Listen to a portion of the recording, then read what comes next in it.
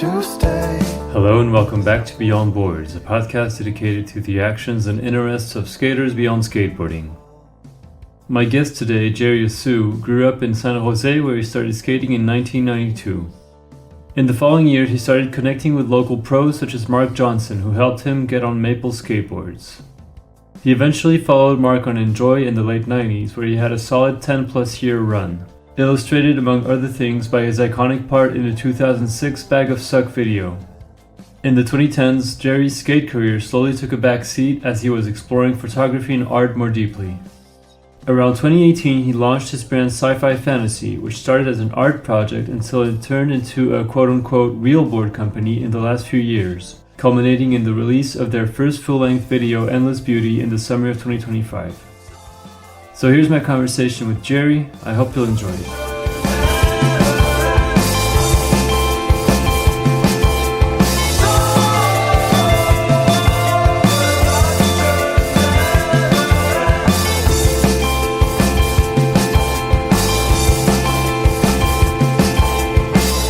All right, let's start with this very first one.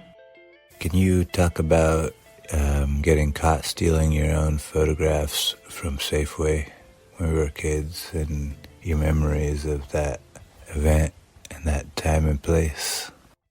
Could you hear that okay? Yeah, that's Will. Yes, exactly. Will Sprot. That is Will Sprot. He is one of the most influential people in my life. We met when I was in 7th grade, so we were in middle school. He was a year older than me, and there weren't very many skateboarders where I was from at that time. This is probably early 1990s, and skateboarding wasn't as popular. So there was when you saw another skateboarder at school, I think you recognize each other, or yeah, you kind of just, you could tell immediately, and, you're like, oh, I think for me, I had an immediate curiosity about him because he did seem a little bit different than the other skaters. The other skaters were a little bit more of your typical sort of looking variety, but he was different. He had not the coolest shoes. He had just weird, thrift store t-shirts. Other skaters, they all wore, the regular Spitfire, Thrasher, they were just kind of in the uniform or whatever. Right. And he seemed a little bit different. I remember the first question he ever asked me after just being like, "Hey, what's up?" was, he asked me, "Can you heel flip?" and I thought that's always stuck in my mind. But yeah, he's one of those people that I met during that sort of, when you're 12, 13, they have this very enduring impact on your life. That stand by me age. Anyways, so he's referring to this time in my life where I was just sort of learning how to skate. I was kind of learning how to be a skateboarder. I was started hanging out with skateboarders, and it caused a lot of problems with my family because they really were afraid that I was kind of falling into bad influence, or to them it was I was starting to hang out with dangerous people, and I can't really blame them for that. They're Taiwanese immigrants, so I think when they saw me hanging out with skaters and that all I was thinking about and doing was skateboarding, they were very concerned. Yeah. And it sort of was also coinciding with just a very sort of early teen rebellion time in my life, and I was doing a lot of I was just sort of engaging in a lot of risky behavior, and one of those things was stealing. I was just kind of going through this shoplifting phase, just sort of experiencing the exhilaration of doing that. And so what he's talking about is there was this chain of supermarkets where I grew up called Safeway, and at that time they had their own small photo developing department. So you could just you put your roll of film in an envelope, you write your name information on it, you put it in this box, and a few days later you go to a filing cabinet, which is at the front of the store. You open it, and there are your prints. Okay. And then you bring them to the cashier, you pay for them, whatever.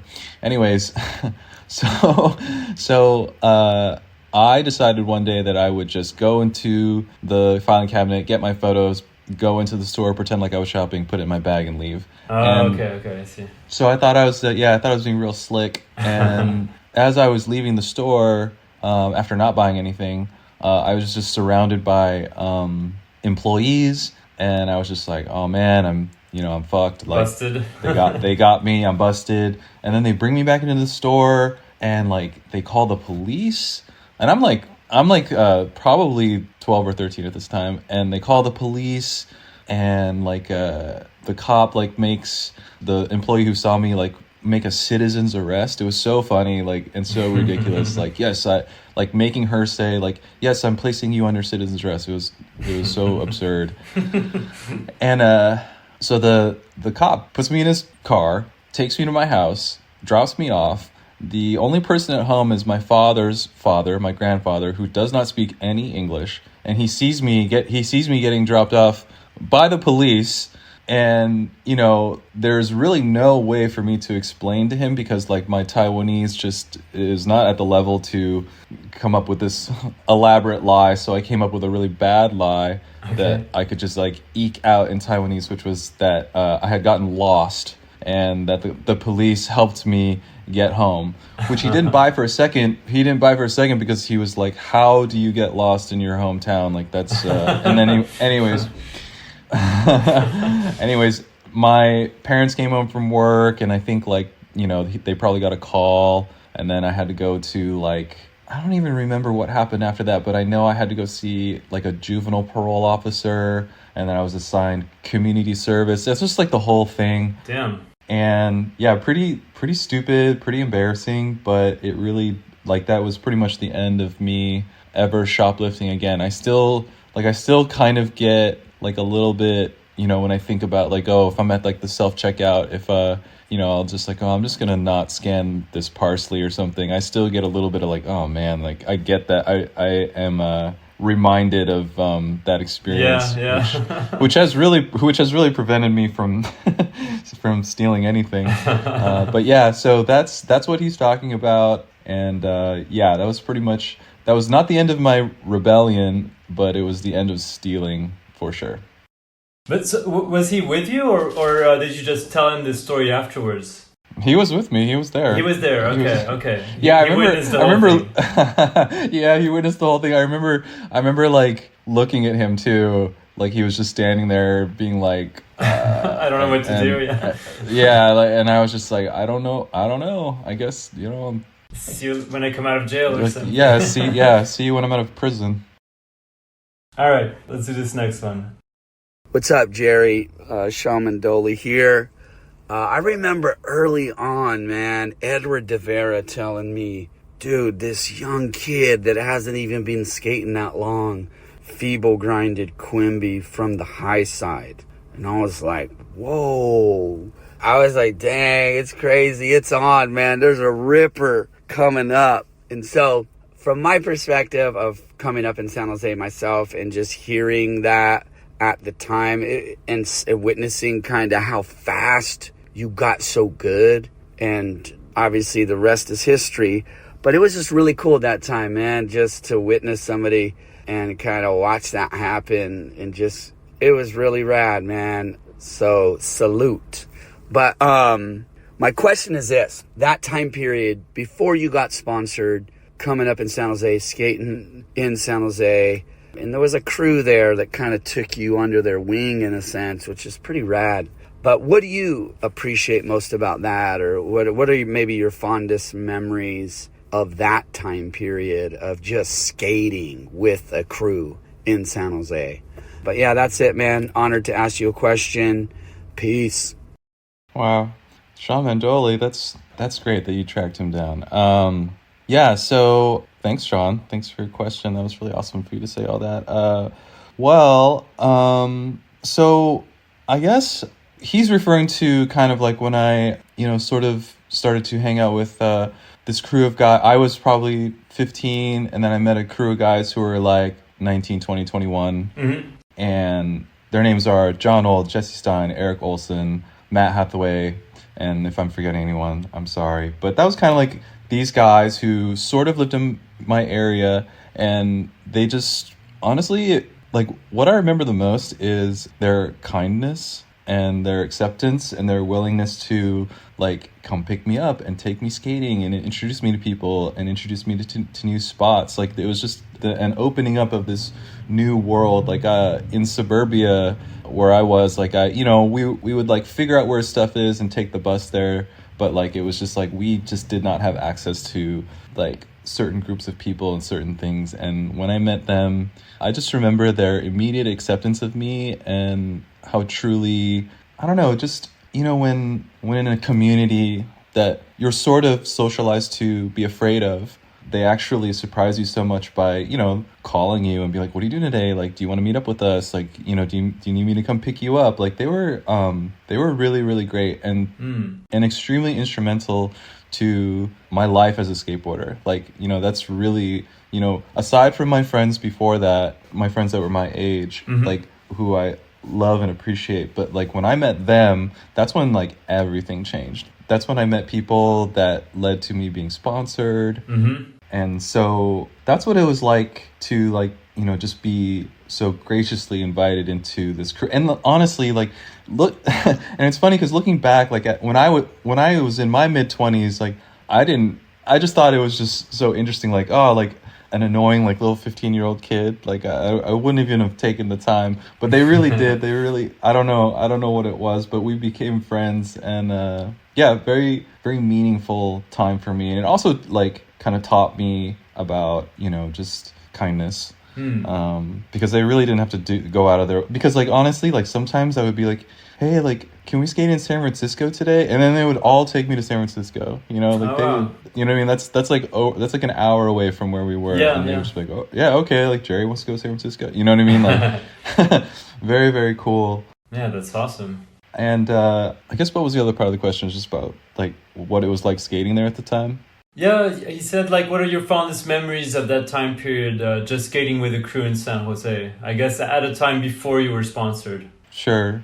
So, I mean, before I was sponsored and before I met those guys, I would say my fondest memories were just finding spots we saw in videos. And I was lucky enough to live in a place with a skate scene that was even portrayed in skate videos. And I think, like, that's because, you know, there were people like Jason Adams, Simon Woodstock, Mike Crabtree, Salman Aga, like Shawn Mandoli, you know, Edward De Vera. There were a lot. There was, like, a whole scene there. You know, like, Steve Caballero lived there. There was this small sort of ecosystem that existed in San Jose. And so, you know, when we found out that a place that we saw in videos was called Gunderson High School, and we took the bus there and we explored the school and we found the spots, and it was a real magical time because I think it exposed me to the magic of discovering spots and discovering that there is a world here in this, you know, suburban town. And San Jose is a very, like, it's just like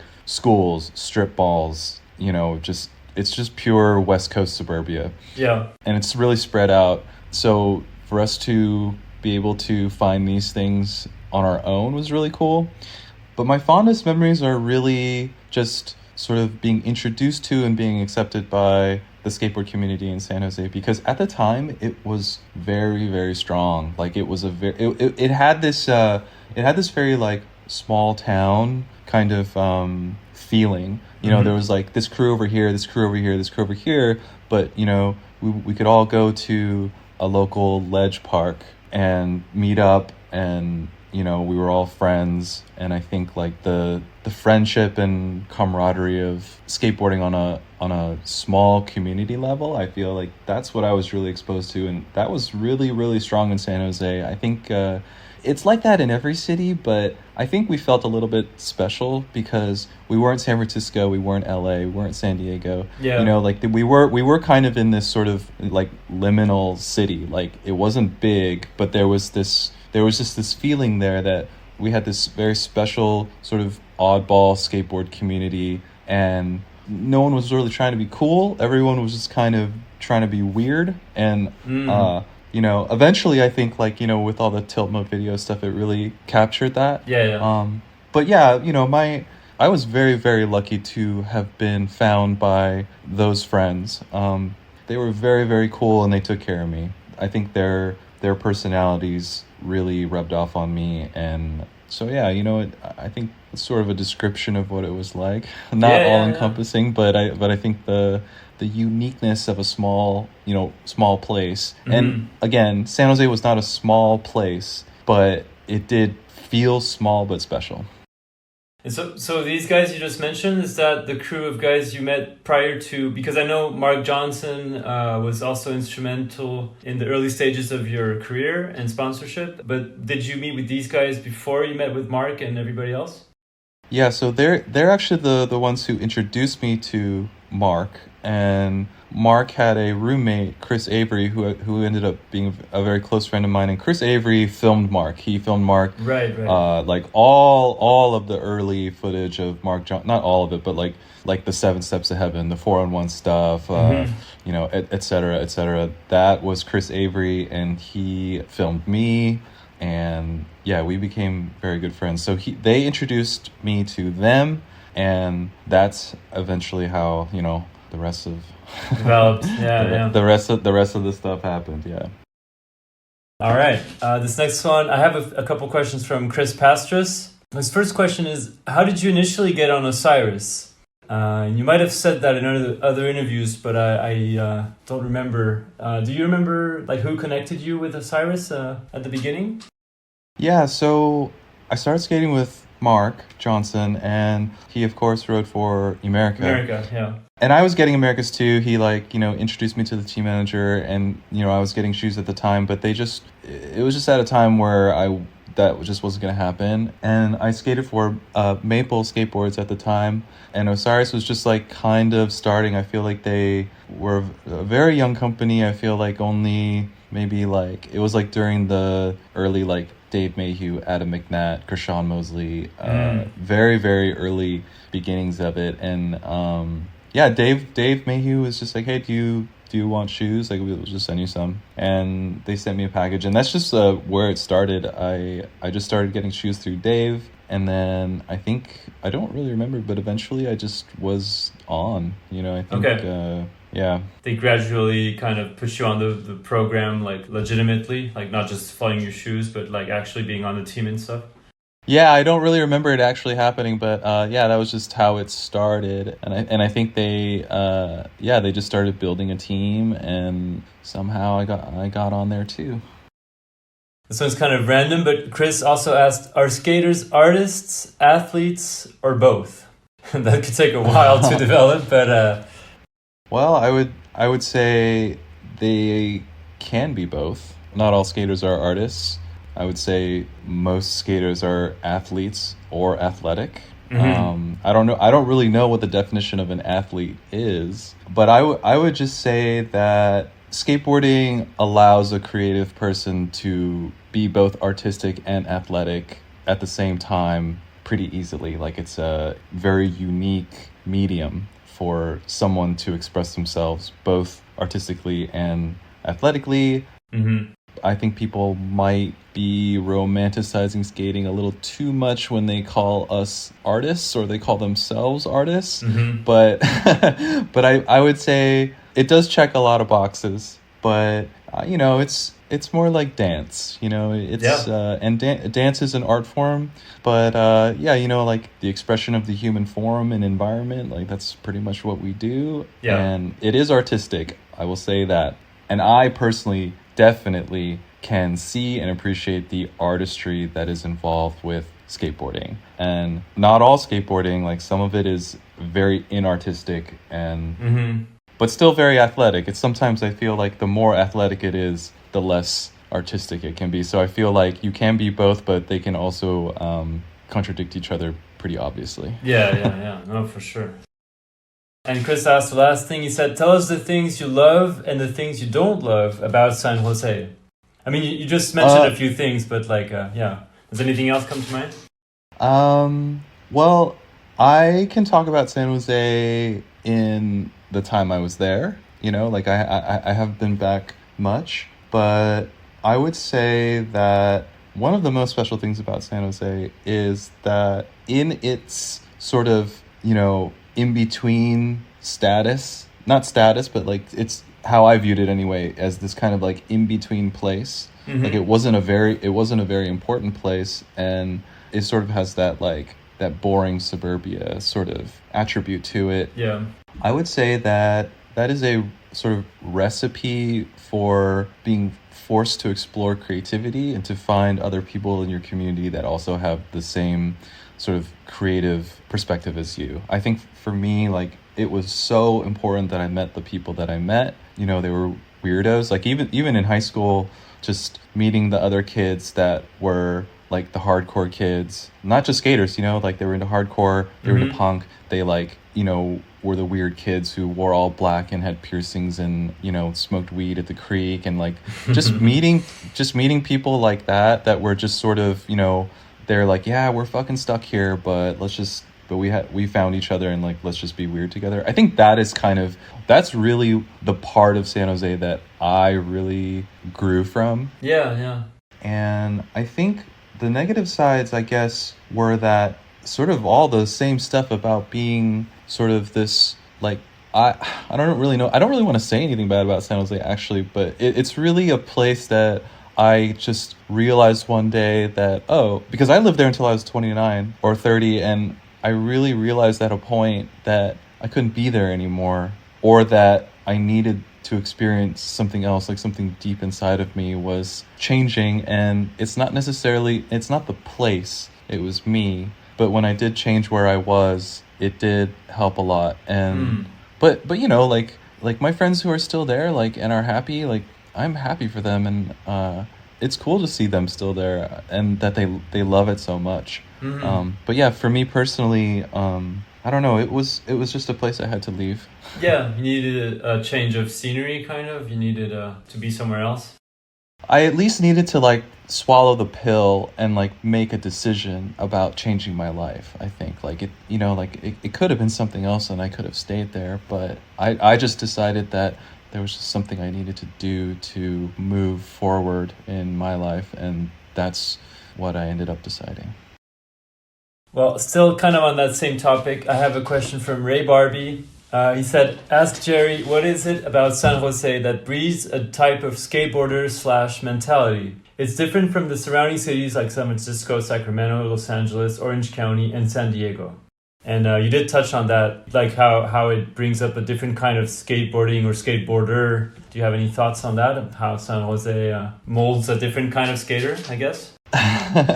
Yeah, I don't really know. That's cool you got Ray. I don't know how to answer that question. All I know is that what he's saying is true, but I don't know why. But I will just, again, it really is about a time and a place, and I think it has to do with like key figures that are from there. And I think their influence just sort of rippled out throughout the community, and it's hard for me to name who those people are. Like for me, there are people like Salman Agha, and like I didn't even know Ray was from there until later. And he had already been gone when I was growing up. So, but like Jason Adams and like Mike Crabtree, and like those were the people for me. And then there's a generation before them for them. Yeah. But I don't know, man. I there is nothing like intrinsically special about the city. It's just these really strong personalities that came from it that shaped the community, our community there, and then later I think, like people like Mark and Louie and and like the list goes on. Like there are so many, and there are people that are not pro that are also responsible for that. Yeah, I can't answer the question. No, I mean you kind of did. It's more about the people than the place itself. Like it's more about. It's never about the place. It is, but it's about the choices that the people who live there that really actually make the place. Yeah. I always think about how so many creative people come from Ohio, and And I've been to Ohio, and I look around and I'm like, oh yeah, like I get it, because there's this sort of crossroads of America, Midwest, sort of every once in a while a person is born that's just desperate for something else and more. And you know, it really drives you to, you know, be creative and weird. And like I remember when I was young, I watched a documentary on the band Guided by Voices. They're from Ohio, and it was just this, you know, really very beautiful, cool documentary about just their lives there. And I just really was struck by how much I related to it, you know. All of the like do it yourself, you know, I'm just gonna make this happen to get out of here sort of mentality is something that I really related to. Because I think like my drive to escape like all the conventions of like my family, the expectations, you know, all those things, that wasn't important to me. And so finding skateboarding and finding this whole world within my world, you know, like it was a world within a world. And when I found it, I knew that, oh, this is how I'm going to escape this, you know, sort of like oppressive feeling, you know. And that's relative, like, but but you know, oppressive feelings or whatever. I had the luxury of feeling that way. But anyway, so. Well, you just mentioned this guy a second ago. Mike Crabtree has a question. He needs a ride to Barstow. So can you explain? Because he kind of gave me an explanation, but I'd love to hear it from you. Yeah, that's a very funny inside joke. So I used to live in this skate house, and I think like maybe there were like 5 bedrooms, and it was just this very classic, dirty skate. Like it cost like $300 a month to live there, and you know, we'd have parties there, and it was just kind of disgusting. But it was really, really fun. And Mike lived in the room next to me, and we had a roommate who had a girlfriend, and she was just she was always just kind of there. I don't even know what she did, but she was just always like needing weird, annoying stuff. And what he's referring to is she was like asking for a ride to Barstow or some city in like Central California for some reason, and we all were just like looking at each other like, oh, like, who's gonna take care of that? Yeah, who's gonna handle this? Where is her boyfriend? And yeah, it was just one of those situations that when you're young and early 20s and you live with someone with their girlfriend, and you kind of have to deal with their girlfriend. And, and she was very sweet. But that's what he's referring to, like just early skate house life. Yeah. Is that the Pink House? This place you just talked about, or is that something else? Yes, that is the Pink House. Wow, okay. I guess its legacy lives on, I guess. Yeah, no, because he said I would ask him about living in the Pink House, but you just talked about it a little bit. But how long were you staying in that place for? I don't know, maybe 3 years, something like that. Yeah, it was a nice. I think it's good to live like that for just like a small moment in time. It just, as an adult, it makes you appreciate very small things later on. Yeah, absolutely. but it also teaches you a lot of bad habits. So yeah, yeah, that's true. And he said also to bring up Crazy Eddie, rest in peace, who absolutely adored and loved Jerry so much, and I think they really motivated each other's skateboarding. And please say hi to Mr. Hsu for me. Oh, yeah, Eddie was extremely special and unique. He was, I mean, just his name alone, Crazy Eddie. Yeah, he was a figure that like Mike and my friend Wes would bring around, and he was, I mean, I don't even know where to begin on how to describe this person to someone who doesn't know him, but I guess I'll just talk about his skating first. It was frenetic. It looked like he wasn't in control at all, but completely was. I remember skating a skate park with him with like a 7-foot bowl, and I remember he got out of the car, he just rolled next to the steepest lip fakie and just half cabbed into it, and then just started a line. And I would never dream of like the amount of preparation it would take for me to half cab into a bowl. I don't but anyway, I think he really was. I know people throw like the word legend around a lot, but he was truly legendary. I think like the moment he showed up, the energy would just change, wherever we were. And even in situations like if he showed up at the house or at a bar or whatever, I think he was so unpredictable and sort of like electric, but he was also so sweet and sensitive. I really miss being around him. I think he did influence me a lot. And I think like that sort of, it doesn't matter, fuck it, just go for it. Like that is the ethos of him. And I think, I did sort of approach skating slightly differently after meeting him. And that's saying a lot, because there aren't like a huge amount of people that made me look at skating differently, but he's one of them. All right, I have one from Ed Dominick. He used to be the Maple TM, I think, for a while. Yeah. He asked, is there a reason you didn't rent your own helicopter for the San Diego Osiris demo? Well, I tried, but it was already booked by Josh Casper. There was just no availability. He had really booked up all the helicopters for all of his public events. Amazing.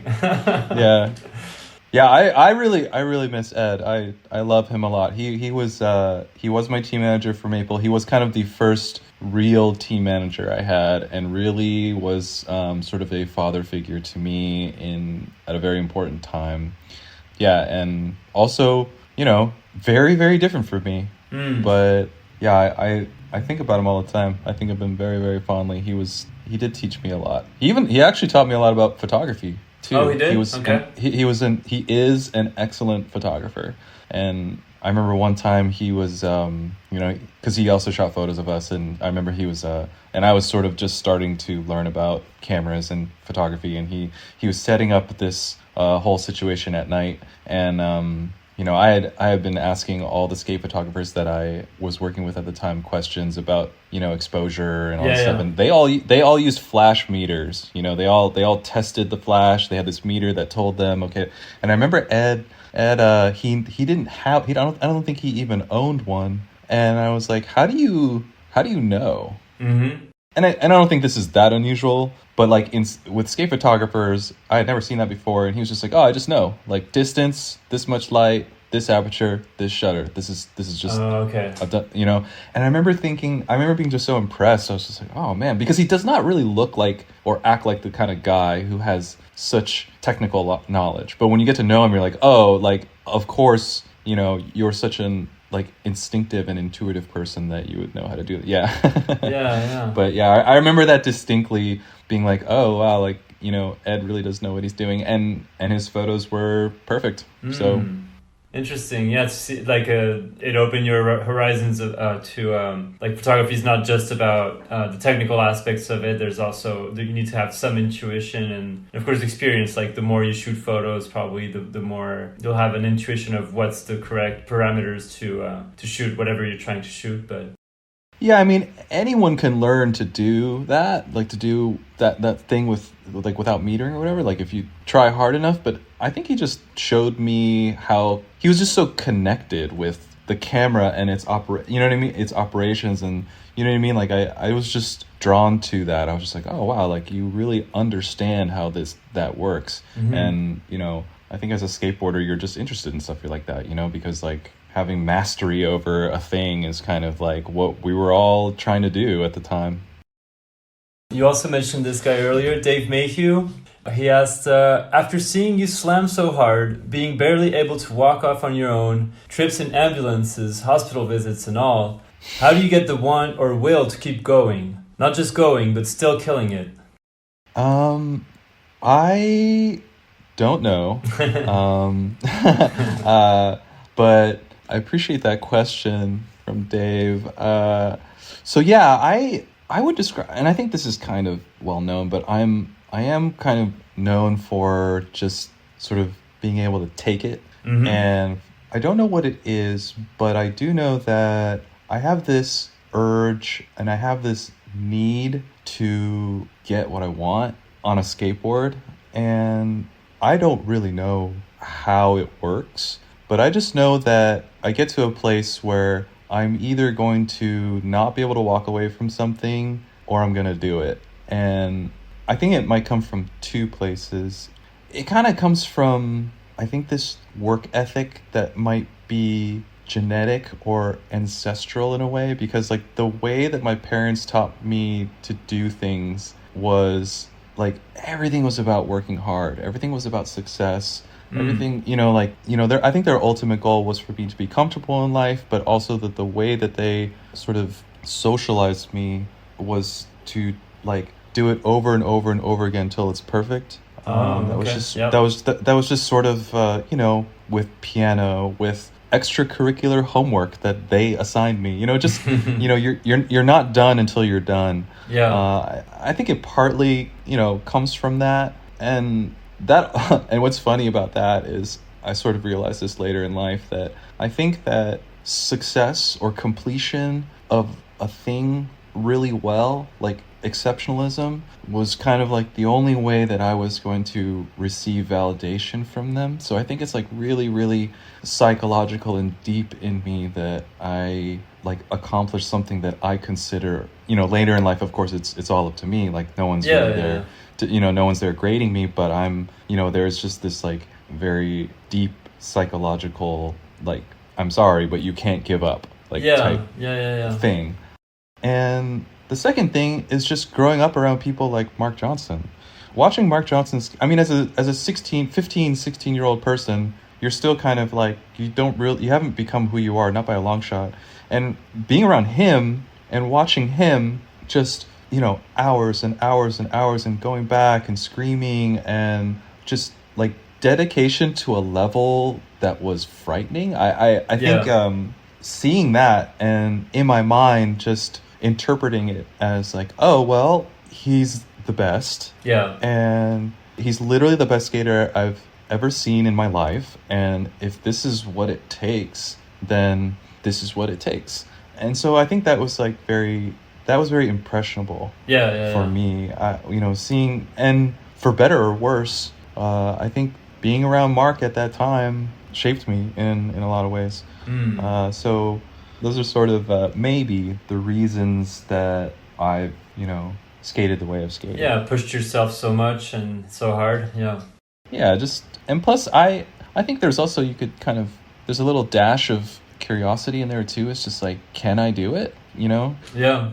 And I think also as a skateboarder, all skateboarders know this, but feeling so far, like you're trying something for hours, feeling so far away from it, and then you enter this window of like 5 tries or 3 tries, and it really feels like it's coming, and you're feeling very hopeful.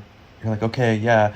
And then, despite all the variables that are happening around you and inside of you, and then you lose it, and you're out of the window, you're out of the zone, and you're back to just pain, and you're back to not missing, being anywhere near, and you're just like, you're not even close again, and you're waiting for the window again, and then it happens, and then you lose it, but I just feel like that indescribable feeling of when it happens, it just teaches you that like, if you there is a chance at the end that you'll find what you're looking for. And I think that feeling is so strong for me anyways. I can only really speak for myself, but remembering that feeling and thinking about it can make me, it's enough fuel for me to reach the point of exhaustion and just total incapacity. I don't know, it's just sort of, it's not for everyone, but that is just the way I've had to do it. I was just curious if you ever talked about this with Marc, about his way of skating, and like you witnessing how committed he was, to really trying his hardest and really working to get his tricks and everything. Like, did you ever have conversations with him about his process and his kind of relentlessness? And did you ever talk about it with him and asked him where that came from, maybe for him? It's kind of funny because no, we really have never talked about it. I feel like maybe like we've had intuitive conversations just about growing up and the way that we grew up, which is very different. The way he grew up is very different than me. But I think for Marc, I feel like there was a deep need for exceptionalism, and whether he would admit that or not, I think like, and for me personally, I just feel like because our needs as people are so mysterious, but there was just this one thing that we could express ourselves and reach a level that in no other place in our life could we feel that. And I think for me and Mark, I think like we understood that the cost was all this shit that you had to go through, all this like mental agony and physical agony. But the little drug you get at the end is, you know, it was just I don't know, I guess we were just addicted to that, and skateboarders all understand this, but it's just all about reaching that place. You know, we all want to be at that, and you can't be at that place for very long, it's a very short amount of time, but like, you know, we all want to reach this place, we're all trying to get there all the time, and we're constantly being taken away from it, but like we all want to get back. And I just think that's, you know, it's funny because for some people skateboarding doesn't really involve a lot of agony and torture, but for some it just does involve that. I feel like it is a part of our personalities. It's also a form of catharsis, I think, that is necessary for us. Yeah. But yeah, no, I never really talked to him about it. I think we just kind of both understood. We both just kind of understood each other, and like maybe, you know, beyond just the skateboarding itself, maybe it's something that he saw in me that I had that. Like, it's funny because like when I watch someone kind of give up, but I know that they can do it, but they are not built for or willing to kind of go through what it would take. I always find that interesting because I relate to their, like, I'm not knocking it. I'm just like, dude, some people it's just like, I'm going to come back to this later. And, you know, like I'm just not feeling right now, which, I do that too. But it is interesting when you see that someone is just missing that completely, and you're like, oh, that's interesting. Yeah. It's a completely different way of approaching it. Yeah, because not all skateboarding is about like, you know, torture and anger, of course. And it's not all about that. It's just, I don't know, for some people are just sort of, I don't know, that's just their factory setting, and I feel like that's my factory setting. I have this one from Caswell Berry. He said, ask him if he remembers when I ran his foot over in my car. Also, ask him if he still has some of my Nintendo games.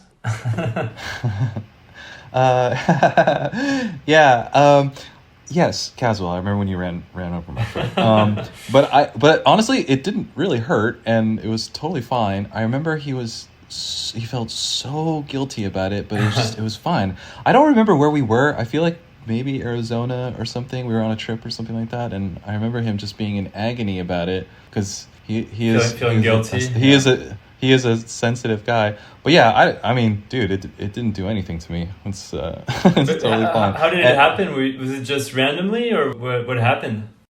I don't know. I think I don't. This is how much it doesn't matter to me. I don't even remember. I don't even remember the circumstance. I just feel like he was backing up, and I was just standing near a little too close to the car. Maybe I was talking to someone, and he just like ran over like my toes or something, and it was just real quick. It like didn't. It was just nothing. And didn't break anything? Yeah. You were fine? Yeah.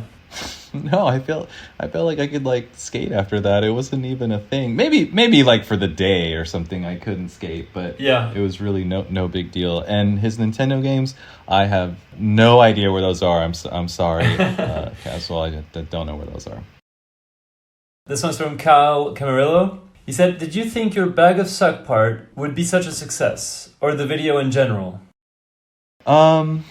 Well, I didn't know how the video would be received, and I didn't know how my part would be received, and it's kind of actually very difficult for me to get into my own mind at the time, because at the time it was sort of one of those rare instances in my career where there was nothing else to film for. Mm-hmm. It was just this thing, and that was kind of rare for me because before that there was always like an Osiris video, or there was always some other thing where I had to, I was actually working on multiple projects at the same time. Mm-hmm. And with Bag of Suck, I was completely focused on it, but I do remember thinking like, okay, well, this is it. Like, this is kind of like Enjoi is great. My team is great.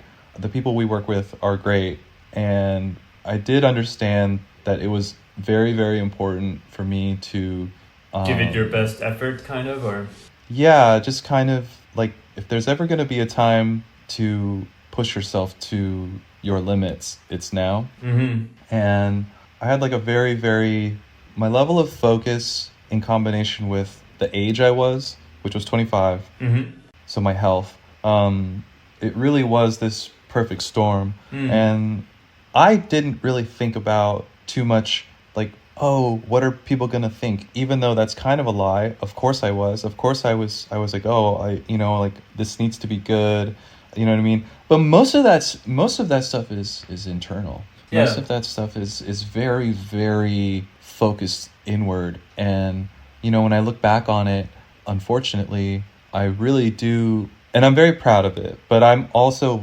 sometimes I focus too much on like what I didn't do and what I couldn't do, because there was so many ideas that just were not possible. It just like getting hurt, time, spots, just, being busts, like all these, there were so many more things I wanted to do. And it's sad, but like I think about those things a lot. And it's, I'm sure a lot of people feel that way about a video part is never done to me. It's kind of like when they say, a painting is never finished, it's only abandoned. It kind of feels that way, like I was forced to abandon it. And but I don't know, that video part like completely changed my life, and I didn't know that was going to happen.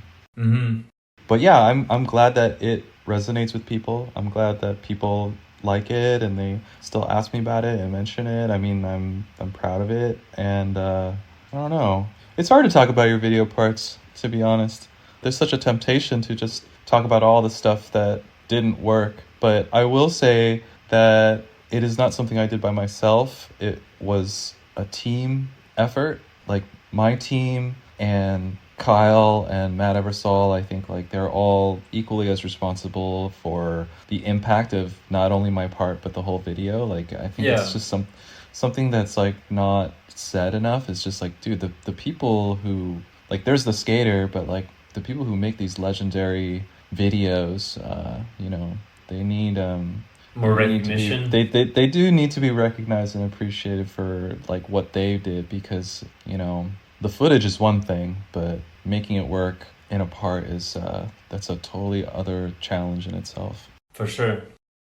You talked about this in other interviews, but I was just curious about the ender, the nollie back heel, because earlier you were talking about, being in the window and that moment when you get a trick that you've been battling for so long. I was just curious if you remember just the feeling after landing that trick, like how is that maybe one of the tricks in your life that you've done where you felt the most just grateful or satisfied or relieved, or was it just kind of among other things that you've done throughout your career that was of course a high point, but like not necessarily above everything else?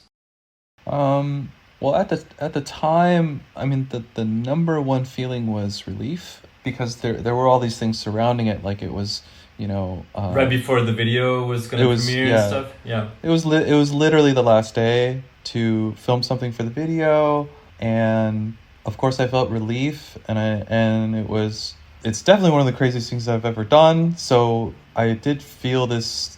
I was completely overwhelmed. I felt like, the trick itself in my memory is pretty blacked out, rolling away, pretty blacked out. Like watching the footage and, seeing who was there, I like, people hugging me. I don't really have any memory of anything happening. And I think for the rest of the day, I was just kind of like in a daze, because it was, I've never run a marathon or anything like that, but it really just felt like something had been just totally completed, which is a very, very, very rare feeling for me. There's been very few times in my life where a moment has really signified the completion of something, and I feel like that day was one of those moments. Yeah. And but to be honest, it's really a blur, and it's really just at this point it's really less of a memory and more of a feeling. I can just remember the feeling, and also I was also in this place where I really tried to not think about the reaction, even when it came out, even we were doing like world premieres or whatever. I just remember like I really did not understand whether this video part was that impactful. Like I know what I did, but it was weird. It wasn't until things started happening that I understood, like getting on America because of it, like things like that, where I was like, oh, this really, And it also changed my public perception, I think. Like it really just kind of like put me on a level that I previously was not at. Yeah, sure. And that's when I understood. That's when I finally understood, like, oh, okay, like I have to be honest about what this is. And very, very grateful, obviously, for it. All right, let's do this next one. Jerry, my old friend, my groomsman, the man who as a young man requested to be adopted by my wife and I to remove you from the wilds of the pink house. The first conversation I can remember having with you one-on-one was at Rasputin's Records in Campbell. We were both there looking for music, and so our first conversation was about music. And so my questions for you today are not really questions, but I'd love to hear you talk about some of the music that you've picked for your parts over the years, because there have been some unique choices. And I'd also love to hear you talk about some of the songs that were picked for you for your parts. And I'd love to hear what you think are your favorite pairings of music and people in video parts of all time. Love you, Big Jer. Oh, Mark Whiteley. Yep. Oh, I love him. That was great. Yeah, Mark also is very influential to me. I miss him. But I remember that day in the music store. So the music for my parts, I feel like there's been some hits and misses. I'll talk about the first song I ever picked for a video part they were songs for my Maple video part in Black Cat, and the first song is Reel Around the Fountain by the Halo Benders, and the Halo Benders, it's another band from the guy from Built to Spill. And Built to Spill was actually like very, very popular at the time in skateboarding because Ty was using them, like Ty used them for Cairo's part in The Reason. Like it was just like, right, yeah. You know, like Built to Spill had this like very like prevalent moment in skateboarding. And my friend in high school at the time, who knew nothing about skateboarding and had very strange taste in music, he played that song for me. He's like, you should use this for your video part. And he didn't even really know anything about video parts or anything. He's like, oh, you're looking for music? You should try this. And I listened to it and I did like the song. And I was like, yeah, this would be kind of weird. And I think people like it. But honestly, looking back on it, it was a very, very strange choice. Extremely strange choice, especially for that video, which was filled with like, you know, like Billy Joel and classic rock songs and stuff like that. And all of a sudden there's just like this very, very strange like indie rock thing. And then the second song I also picked, which was just this instrumental like harpsichord song by this band called the Rachels, and it was just sort of like the slow-mo breakdown part. Like it's so funny. I look back on those choices and I'm like, man, these are, I don't know. Like, I don't know if I'm feeling this, but I was like a little kid, basically. And Ed Dominick, who made the video, he just like let me do, he was just like, okay, these are the songs you want. All right, we'll make it work. And I think they're kind of strange, but I don't really know. I don't really know about those choices. What about the Osiris video? Did you pick that song? I can't remember what the name of the band is, but it's an instrumental, right? From what's it called again? Yeah, so it's a band called Stereolab, and Stereolab was also like, me and my friends were listening to that a lot at the time. We were just constantly listening to stuff like that, and the video, you know, the storm, obviously the aesthetic and visual aesthetic is so hip-hop based. Yeah. And I think one time I suggested a song by the band, I don't know, Arrested Development? I don't know, something that was like a little bit more hip-hoppy because I kind of wanted to fit in. Yeah. But then I realized like, oh, like that is not me. And so I gave them this Stereolab song, and they made it work. But what's funny about that song is it's not long enough, and they at the end of the part, maybe the last 45 seconds, 30 seconds of it, they just like looped the song. They just like they just cut it and looped it. And I didn't realize that. Okay. It's funny you didn't realize it, because like I was like, wow, they could have done a better job at this. But okay. I did like that song, but yeah, I don't know if it really stands the test of time or anything like that. And I guess, I mean, my favorite songs are the Bag of Sucks songs. I think those are the ones that finally like really clicked with me, because I think like every video part before that, I either just impulsively picked something or someone else picked it for me, and I was just like, okay, sure, this works. But for Bag of Suck, I think those songs, like, finally I had something that to me was immediately a match. And the first song, the Cass McComb song, was a suggestion from my friend Tim Barber. He knew I was working on it, and he was just like, hey, I think this will work for you. And I listened to it, and I showed it to Matt. So had you sorry to cut you off, but had you already picked the Sonic Youth song prior to the Cass McCombs one? So, no, what's funny about that, and this sounds like a lie, but I had always wanted to skate to that song, I think. But at the same time, my low self-esteem was like, you can never skate to a song like this. You know, like this, because in my mind, you know, there's like skating to a slow, like an amazing slow tempo song, really need to be able to back it up. Yeah. And to me, I was like, I will never be at the level where I could do a song like this justice. So I just kind of filed it away. Okay. But Matt Eversole, coincidentally, and he probably sounds like a lie to him, but he suggested it during the editing process, and I was like, yes, like I absolutely want to skate to that song. Will it work? You know, like wink, wink. Will it work? Yeah, yeah. And I don't remember what he said, but like, you know, it's all history now. Like it just it sure did work. Yeah. Yeah. So that's sort of the story there. But did you know while he was editing and once you picked the Sonic Youth song, did you know it was going to be a 2-song part, or did that come together later?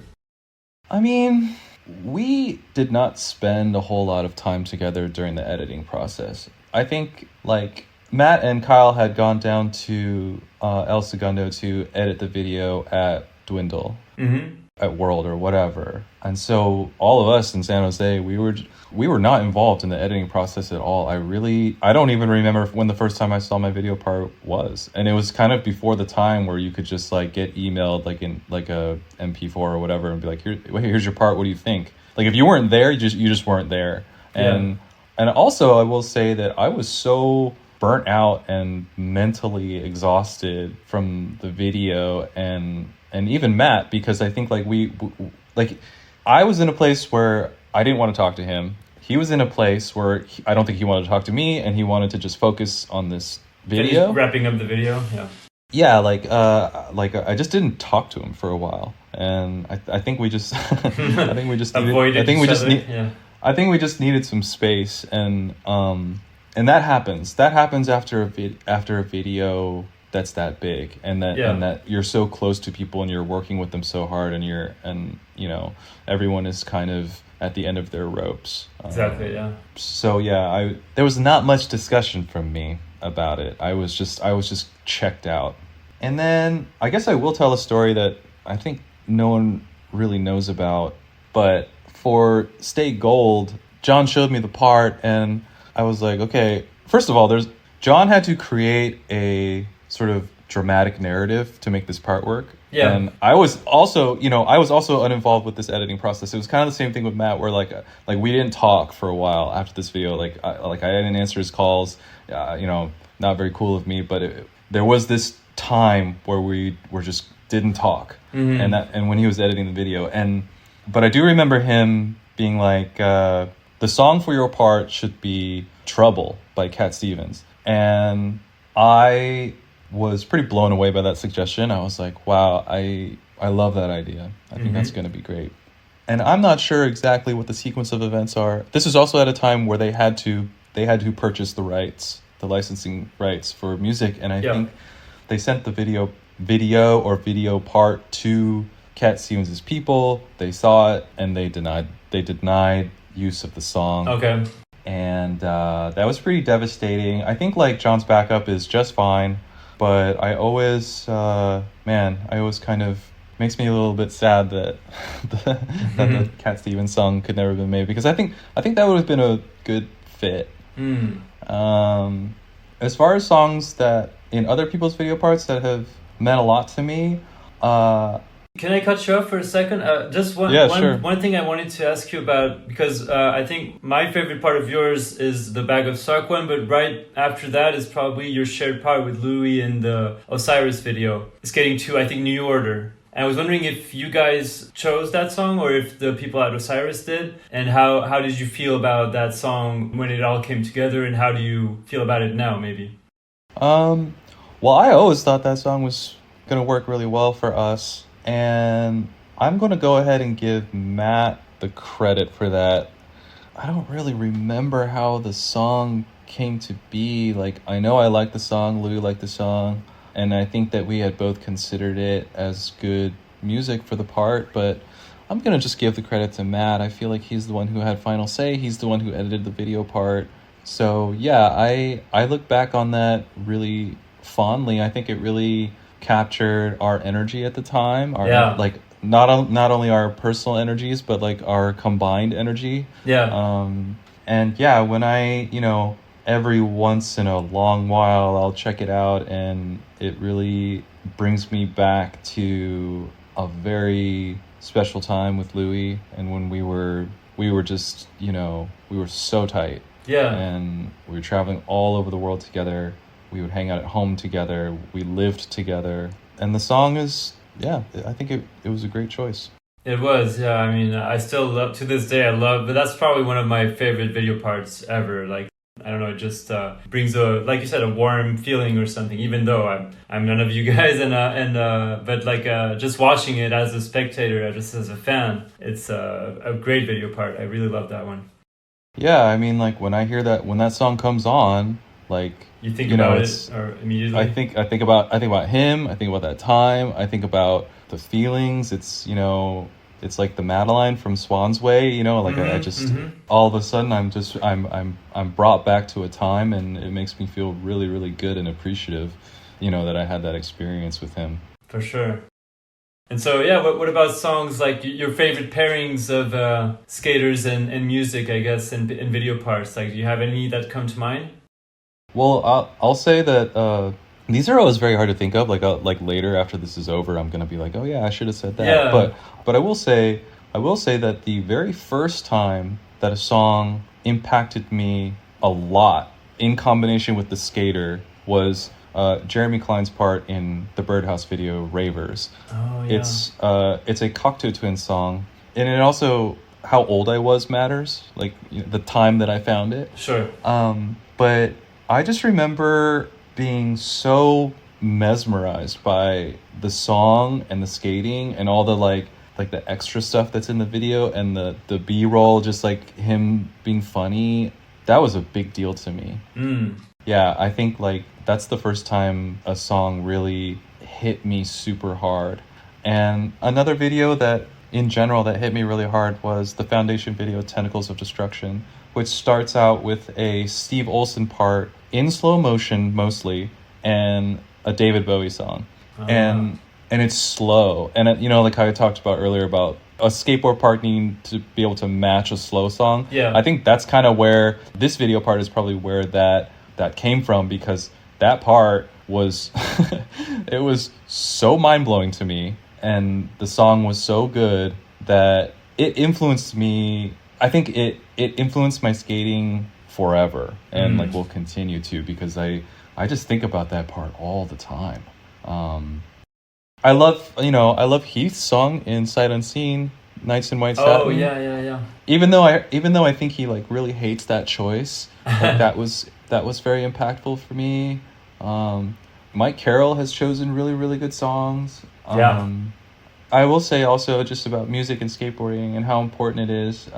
It's funny when you hear a song now and it's from one of your favorite video parts, and how it just has this like extra layer of meaning for you personally. I really like that. I will also say that when a video part is good, but the song is bad, objectively, that is a very sad thing. And I won't like mention anyone, but when there is like a legendary skateboarder who makes a legendary skateboard part, and the song is just like, maybe it's too of the trend of the time, and even at the time you watch it, you're like, ugh, and then like, but like maybe 5-8 years later you go back and you're like, oh man, this song is really a product of the trend or milieu of that time, and you're like, oh, that's so unfortunate. I think, like, Yeah. it's difficult. I mean, it's not an easy thing, but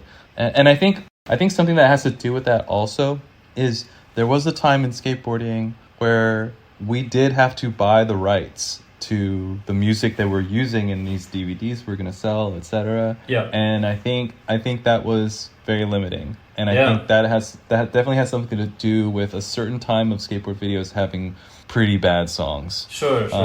Absolutely. Yeah, that has something to do with it. But it is unfortunate, you go back and you watch something, one of your favorite skaters, and you're just like, oh man, this just doesn't work. Doesn't match. Yeah. I'm going to move on to the next question, but just one thing I was wondering about, talking about music and videos, I would just wanted to ask you about the Sci-Fi video that just came out a couple months ago. I just wanted to ask you about the music supervision on that. Did you have a lot of say in that? Did you kind of leave the other people making the video come up with whatever choices they had in mind? Or the skaters themselves, perhaps? And one song that really stuck out to me in the video was Ryan Lay's part. I don't know what the name of the artist is, but I feel like it fitted his part very well. The whole video is amazing, but like his part really stuck out to me just because I'm a huge fan of his, and like to see him push himself so hard for this video part at this time in his life and career. And I don't know, I guess the song kind of gave that emotion a little bit of his effort to push himself for that part. I thought that was a really, really great choice for that part. But the whole video, the whole music supervision is great. But yeah, how did you work on that, maybe with the filmer and everybody? Well, thank you so much for saying all that. Well, it's really all of the above. I mean, I hired Luke Murphy and Matt King to make this video. Luke was more like on the ground with us, like every day type, but when it came time to edit, it was the both of them. Okay. And I think it was not the easiest at first, just because when like two cooks in the kitchen, two creative minds. But they worked it out. But I really trusted them. I think, like, since we were just talking about the music, I knew that. I mean, I wanted to make a video that had the sensibilities of my favorite videos, but I also wanted to make, a video for 2025, because, like, why would you make something for a different time? I really understood that, like, they needed my guidance and my input and my experience, but that if I were to interfere too much, it would be a problem. So I made that very clear to them. I was just like, hey, like, when you want my help, I'll be there. And I spent a lot of time with them during the process.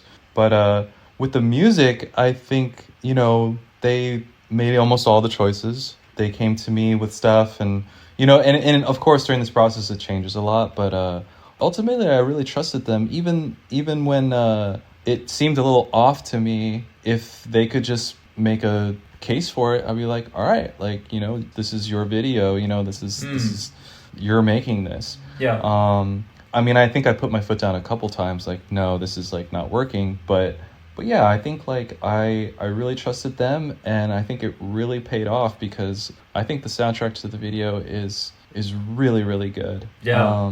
And the skaters also had, they either just let Matt and Luke do it, or some of them, were more involved. I feel like Joa, Corey, and Ryan were probably the most involved. And it's funny, Ryan's song was actually a very contentious issue when we were making this video, because, we had a song for him, and to me it worked, and it was a little bit more like what you would expect. Okay. And it kind of, I would say, it was a little bit more homogenous with the rest of the video. And it was a little late in the game, and Ryan, he was always a little unsure about his song. Like he was going through a lot at the time. He's filming this part. There's a lot of stuff going on in his life. Like it's like he was very, very stressed out. And in the last few weeks, maybe the last month, he came in and he was like, I can't skate to this song. If I skate to this song, I'm going to be very unhappy. And I remember looking at him and just being like, we're so close to the finish line, and why are you doing this to us? But also, being a skater myself, I I really empathize with him. Yeah. I totally understood. Yeah, I totally understood. It just was, we were all under a lot of stress. So it was just like a very stressful moment for him to be like, I can't skate to this. Like, we have to figure something else out. And so that was tough. We were throwing songs at him. It wasn't working. And then he came to us with this Young Thug song. And he was like, I think this is it. And I listened to the song and I was like, okay, Ryan, I don't, okay, first of all, this is completely out of left field and I don't know if this is going to work. And he's like, well, everyone I showed it to, they think it's perfect. And I'm like, okay, well, all right. And I, and it's funny. I really was considering making like an executive decision. Like, okay, like I'm just going to have to tell him no, and we're going to use something else. But I reconsidered and I was like, okay, like I asked Ryan, did you show it to Andrew Reynolds? And he's like, yes, he loves it. And I was like, okay. So I call Andrew and I'm like, hey, Andrew, I'm having a problem with this song with Ryan. Like, I don't know, if this is going to work. And he's like, oh, dude, yeah, all good. Like, I've been through this a million times. Yeah. He's a very comforting person to go to for a problem like this, and for sure, yeah. For problems like this, especially, like, editing videos and dealing with personalities, like, I feel like he's, like, at the forefront. He has some experience, for sure. Yeah, he does a lot of experience. And, yeah, he just explained it to me and put it, his perspective, and put it in a way that was so comforting to me that I was like, okay, like, it made me just reconsider. And then I watched the part more and more, and I just started to get it. And I just told, and Luke and Matt too, they were both like, we don't want to use this song. And they were having trouble editing, because they also had to re-edit his part at the last minute to this song. It was like a lot of work for them. So I think they were already overworked and they were frustrated at this song. Sure. But at the end of the day, Ryan was right. And I'm glad that he pushed me, and, that I didn't have too much like hubris about it, because, I feel like this is one of those things where you have to trust people. Yeah. And because I was under so much pressure about the video and under so much personal pressure that at a certain point I was like, I don't want to think about this anymore. Just green light on the song, give Ryan the song he wants. We'll just see what happens. And it was a success. I feel like it was the right choice, especially thinking about the other song. Like, the other song would not have worked like this. I think the energy wasn't there. So yeah, that's the story where I love that. Yeah. I honestly was like, this is a bad idea. But I just put trust in him, and it worked out. That was the right choice. Fantastic. Yeah, good job on that whole video. Thank you. All right, I have this one from Jonathan Mehring. He said, what is the sketchiest non-skate situation you've been in? Could be from a skate trip, just not trying a trick. Well, let's see. I think, the first one I'll mention is a trip that John actually dragged me on, which is this Vietnam trip where the killing season. We flew to, the killing season, where where me and a bunch of skaters, John, flew to Hanoi, bought motorcycles and mopeds and like whatever in between, and rode about 1,100 kilometers to Saigon, sold them, and went home. Yeah. And I just remember, there are these 2-lane highways, and that's it, between north and south. And they're extremely dangerous because of there are tour buses, there's potholes, there's animals, there's just like wild driving. Like, it's really a no rule situation. Like, in like 2 weeks, 1,100 miles, I didn't see one cop. So there's just like, nothing, wow. There's no real situation that you feel safe in doing something like that. And you have to, like, when a bus is coming, like, you have to kind of ride in this maybe like 8-inch wide, like, it's not even a shoulder, it's just like the edge of the pavement. And it was just extremely it was like an extremely stressful skate trip. And one time it was raining and someone pulled out in front of me, like in a village. I fell off the bike, and like the bike just slid off the road, and I was sliding on the pavement, and at that speed there was nothing I could do to stop. I had never been in a situation where the laws of physics did not allow me to, like, I couldn't like put my foot down or my hand on the ground. it did nothing. And someone was just on their bike, like turning, but they were completely still just on their bike. And I remember like my ribs went right into the back wheel, and I knew something bad had happened, and I was in the middle of nowhere, and I knew something was really wrong. John was with me because we were in the back, like everybody was ahead, and he helped me. And I won't go into like all the details, but like I like cracked a rib, and I was very scared that I couldn't ride and that I would be stuck in some village in the middle of Vietnam. And like what would happen. It turns out that it was fine, or it was fine enough for me to get back on the bike, and I could just keep going. But there was this level of... So you stayed on the trip? You didn't leave? You didn't... I stayed on the rest of the trip. Yeah, oh, wow. And, okay. Damn, I would have flown home. I would have been like, I'm over this. Like, this is wow. I mean, yeah, at that moment I was considering it. I was like, oh man, like, can I even do this? But, I just muscled through it. But, okay. But yeah, that was a very sketchy situation. And, I guess another aspect of that story would be that we were in this village, and the bike that like skid off the road, like the shifter had bent in a way where like it was unrideable. And I remember just like when I sort of got my wits together, and the whole village was just crowding around because something had just happened. And I remember these Vietnamese guys, they were pulling my bike out of this ravine on the side of the road, just whipped out these tools and immediately started fixing the bike. They just like stood it up and just like banging on it and turned it on. It was incredible. And I remember the chief of the village, I guess you could call him that, the elder or whatever. Yeah. He's speaking to me, and I don't know what he's saying, and me and Mehring are kind of just like, okay, like I feel like he wants a little bit of money for just the help, for the troubles. For the trouble. So I gave him a little bit, and we left, and we went to the next town, and we told this story to a local guy that we were meeting there, and he was like, "You're really lucky that you had that money and it wasn't that much money, but he's like, you really are lucky that you understood and had that money, because like anything could happen to you out there." That's all he said. Anything can happen to you out there. And so there was this element, like in retrospect, where I was like, oh shit, like I'm glad that all worked out. Yeah. Because it could have been not, and I'm not trying to say that like people out there are dangerous, but there could be a bad person out there. For sure. And there's nothing anyone could do about it if that bad person finds you. I want to say on that subject, because the next question I have is from Javier Mendizabal, who was with you on that trip. Mm-hmm. And he said, "Hi Jerry, I wanted to ask you if you ever rode a motorbike again after our trip in Vietnam, where we rode our motorbikes across the country and almost died pretty much every day in the most insane traffic ever. And sorry for making you crash once."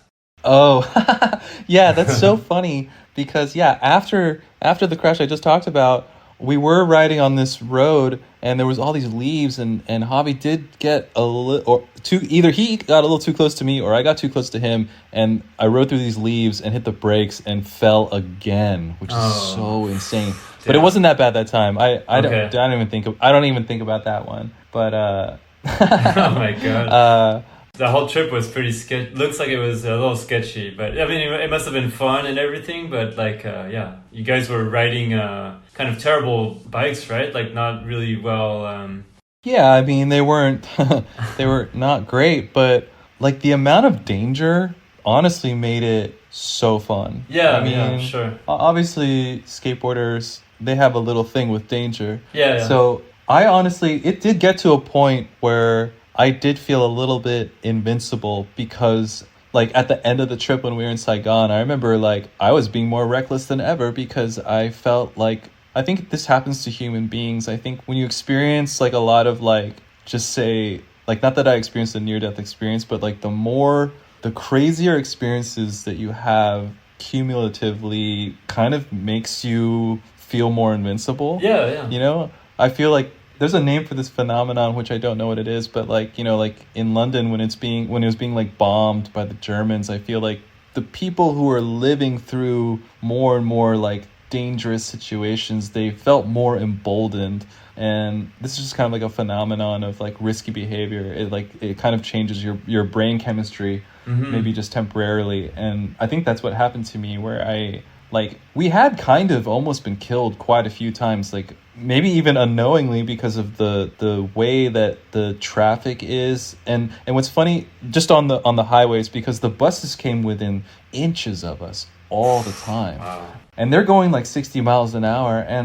And what's funny is before I went there, I was really nervous about the traffic in the cities, where it's like a sea of fish, you know, like where you have to like enter this crowd of 80 or 100 people on motorbikes. Like, how can you possibly, just as a, you know, no one who's never done it before, how can you possibly do it? And that was easy. You just enter it, and everyone has this like collective understanding of where everyone is. And it was easy. In the city, it was easy. It's not until you entered the road, the highways, the 2-lane highways, that it seemed the opposite. It's where like way more dangerous it just seemed like people that were in a car or in a bus or in a truck, it felt like zero regard for your safety. Like, I had never felt that before, you know.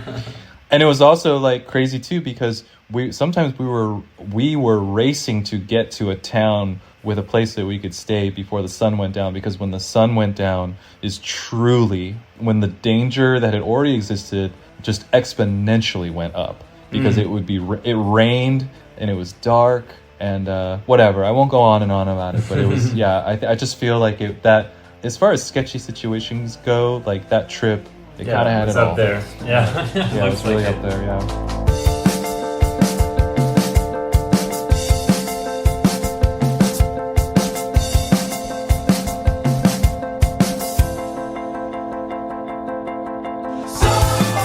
Oh yeah, this is in 2 parts, but I'll just play you the first part and then immediately the second one. You'll understand. Okay. Jerry, Ryan here. I'm biking across Oregon and cars are flying by me. What trick or battle brought out more tension with a filmer, which I'm assuming is probably minor, than any other? Big fan, by the way. Okay, so that was part 1. And let me play you part 2.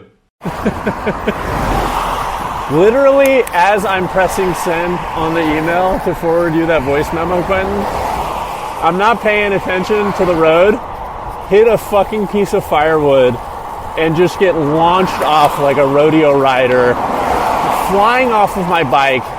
Bike ends up on the side of the road, cars stop, total chaos on the 101. Anyways, yeah, I hope you appreciate the question, Jerry. I'm fine, by the way.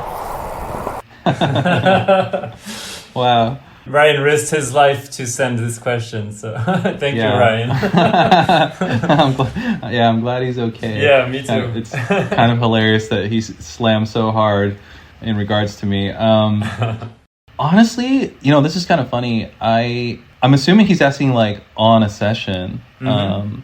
You know what's so funny is that there are really no real like conflicts that come to mind about a specific session. I think like it's more of a collective experience of making a video part and the stakes that are involved and the emotions that are involved with making a video part, especially with someone like a John Miner or a Matt Eversole, you know, like where they're so invested in their vision and what it takes for them mentally and what it takes for you mentally and emotionally as a skateboarder, that like, you know, it becomes tense in such a like over encompassing way, even when you're not on the board, you know, like even when you're at home and you're like, you know, you see their name pop up on your phone and you feel anxiety, you know what I mean? Yeah, like sure. I think like on a session, I can't really think of a time when I really butt heads super hard with someone. I mean, if anyone, it would have been Miner.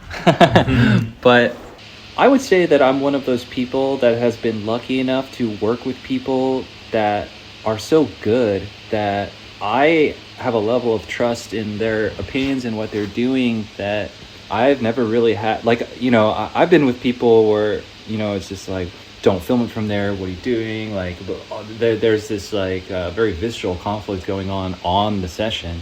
And I just feel like that's not really something that I've experienced that much, because I've just been so fortunate enough to work with people that are so good that, I think it is, like I said, it's more about the collective experience of making a video part, especially during that time, when video parts when videos were so big, the stakes were so high that it caused, it hurt friendships for a while. Yeah.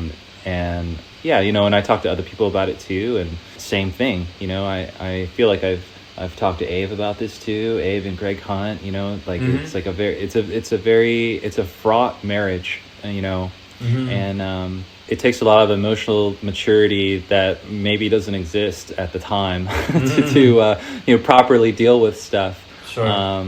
But yeah, I'm sorry I don't have a more exciting answer, but my answer, my answer is a little bit more broad and maybe spiritual, where it's just, dealing with skateboarders. I can only imagine what it must have been like to make those videos, like to make a video like Stay Gold, the amount of emotional distress and like physical and mental just energy that it must have taken to make something like that, and to get all these people to do what you needed them to do. Yeah. It was impressive. It was a good experience. It was a good experience and very impressive. And it always, forever, I will be enamored and appreciative of what skateboard video makers have to go through, because they're in general pretty unrecognized or not recognized enough. I feel like. No, that's true. Not nearly enough as they should be. Yeah, that's very true. And sometimes I will say, just to talk a little shit, sometimes they get a little too much credit. not the ones I've worked with. Give us some examples. All right. Well, switching gears totally, but I have a question from Katina, from your wife. Wow. She said, "Have you ever worn deodorant?" Well, no. I've literally never, deodorant has never touched my body. And we've actually, I think maybe since you asked her this question, we might have talked about asking, because I kind of feel like we talked about this recently, but yeah, it is sort of a weird genetic miracle or something, because this has come up before, this question has been asked of me before, and everyone was like, never? And it's not because, and I think they're so shocked because I don't think I can smell bad, but I think for some reason I've just never needed it. And if I do need it someday, please someone just tell me. But yeah, but the answer is I've never used it before. That's awesome. Anyway. She said Jerry has never smelled like BO ever. Yeah, one of the only small things I think she doesn't have to worry about with me. This next one is from, so I hope I'm going to say her name right, Yasi Salek? Yeah, Yasi Salek. Yasi Salek, yes, okay. Wow, even Yasi's got a question for me, wow. So she asked a couple of things. She said, "Is life actually a highway?" Yeah, it's a lot like that Vietnamese highway I was just talking about, actually, with but the thing, it can be dangerous. It can come to a complete stop. It can be frustrating, but it does get you where you need to go, and there are a lot of exits. And you might miss those exits, but you can always turn around. But yeah, life is a highway, and I'm gonna ride it all night long. She said, "Which of your friends do you most associate with rotisserie chicken?" That would be her. I send her every rotisserie chicken meme I come across. Okay. Yeah. Do a lot of them exist, or is it a kind of a rare meme? I'm being fed quite a lot of them. So okay. Yeah, and there's a reason. Rotisserie chicken is it is very, very delicious. I actually have a funny story about. I was in a supermarket just the other day, and I watched this guy walk in, because there's certain people that just kind of catch your eye, and I saw this. I was just shopping, and I watched this guy enter the supermarket. He went to the rotisserie chicken so casually, picked it up, and just walked out with it. And I was like, man, he's really gonna enjoy that that chicken, man. I saw him outside eating it. I was like, man, that's so cool what he just did. On the topic of food, Yasi asked the last thing. She said, what is your favorite recipe from your mom's now defunct cooking blog?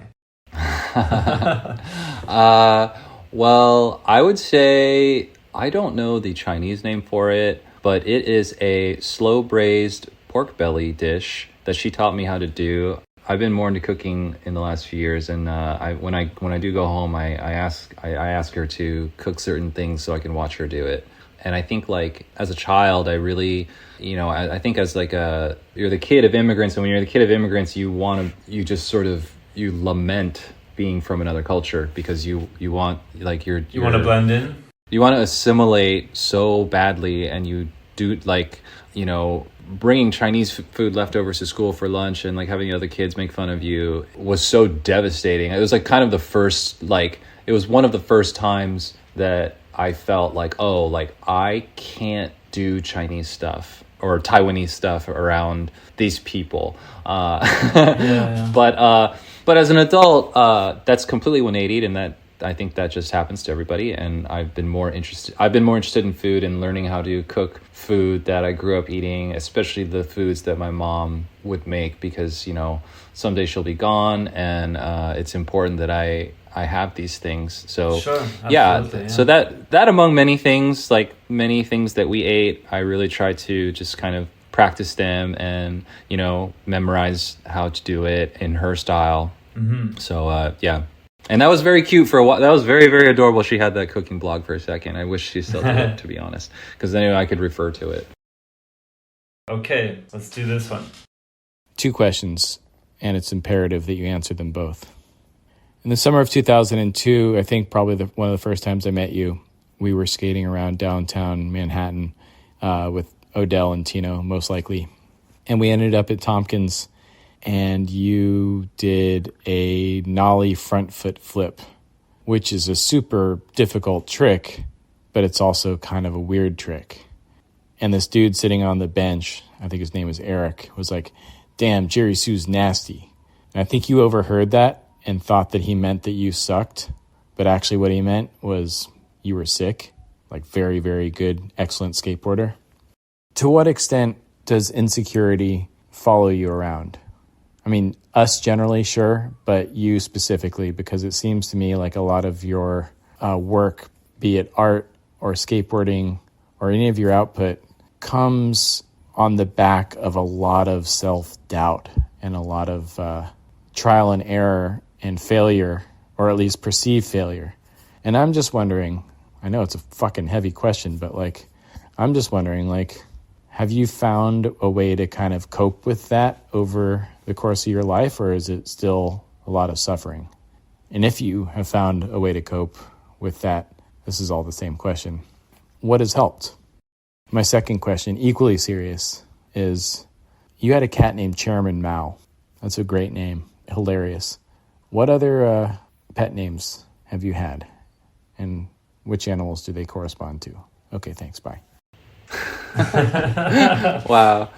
I'm glad, it's so funny. I have very few friends that, I wish I have spent more time with Ted throughout the years, because he seems to understand my experience so well. I mean, he's only said a few things publicly about me, and they have, like, really resonated deeply. I'm really thankful for his perspective and friendship. Yeah, he's a very smart guy. Yeah. Very smart, very intuitive. Also, his memory is a little bit photographic. He can summon moments and details just like the one that he described. Yeah. Like I don't even really remember that, but I can attest to its relevance, because what he's talking about is something that insecurity is constantly pervasive in my life. It's almost oppressive. And in skating, I think that it has both helped and hurt me a lot. And I think that in the ways that it's hurt me is obvious, but in the ways that it's been helpful is that, and this kind of goes back to the way I was raised, right? Like, I feel like my, being the kid of people from another culture, it's not always easy for you to understand the ways that they show validation and love to you, and it's almost never in words, which is like, I think in our culture, in our like Western culture, I feel like that's sort of like what we want. You know, we want to be told, especially as children, we want to be told, you know, when we've done a good job, or that they're proud of us, et cetera, et cetera. Yeah. But, you know, it's kind of just not their style. And the only way that I really could confirm that I was being shown love or validation was through accomplishment. And so I think that is a way, like, it's funny because I think that has really contributed to the amount of insecurity that I experience on a daily basis with almost everything in my life. But the way that I cope with it is that I have this sort of need to try at least to be exceptional. And like, I don't always pull that off. I think like it's not something that always happens, but that is at least the goal. I'm very, very hard on myself, and it comes at like a great cost. But there's also this amount of reward that I'm afforded that, you know, I'm grateful for the insecurity, because I think like, and of course it can get out of control. And that's something that I think as an adult that everybody has to, you know, they all have to contend with this thing, especially if you are a creative person and want to make things. I think like the constant dissatisfaction, it's helped me to get where I am. And for sure. It has been a gift, because I don't think I would be where I am, you know, if I was just like, that's enough. I think, you know, exactly. That's enough. That's fine, you know. But, you know, I think it has come at a cost. And, you know, Ted really touches on something that's the sort of the contradiction. And also, you know, not everybody works like this. Like, you don't need insecurity to be successful at what you do. But I think it centers you in a way that, for me anyways, I think it centers me in a way where I can have integrity in the things that I do. So I guess that's pretty much how that works with me. I haven't quite figured it out yet, but I think, you know, in a nutshell, that's how I cope with it. And also, as I've gotten older, I have definitely been a little bit more peace with myself and been able to appreciate the stuff that I've accomplished. Whereas in the past, growing up, or just until kind of recently, like when Back of Stuck came out, or anything that was a major milestone in my life, like I had a really hard time appreciating it.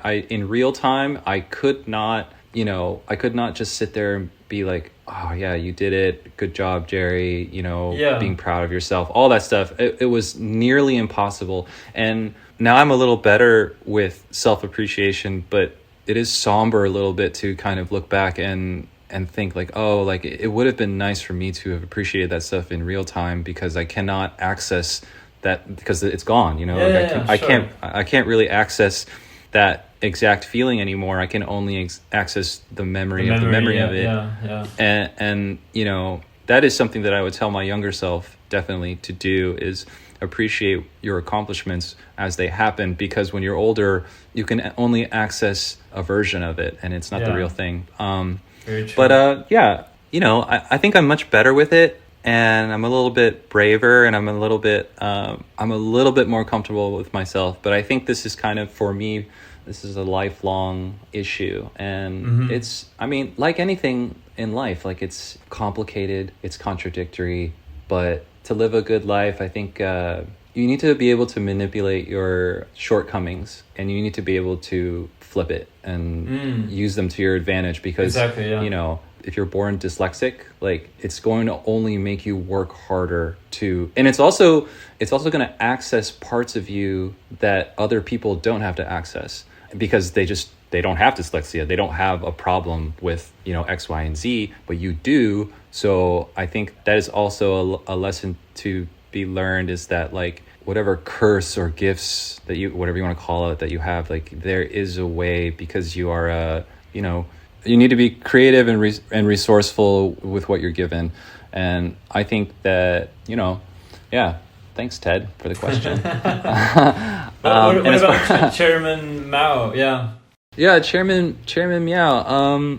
Yeah, it's so funny because like naming a pet something funny like that is that's a slippery slope. But I think that one was pretty good. And I also adopted another cat one time who was 11 at the time, very old. I saw her at the pound and I was just like, oh, like I went in for a kitten, but I saw her and I was like, oh, this weird fat grouchy thing needs a home. And I named her Oprah, and I think that's probably Wow.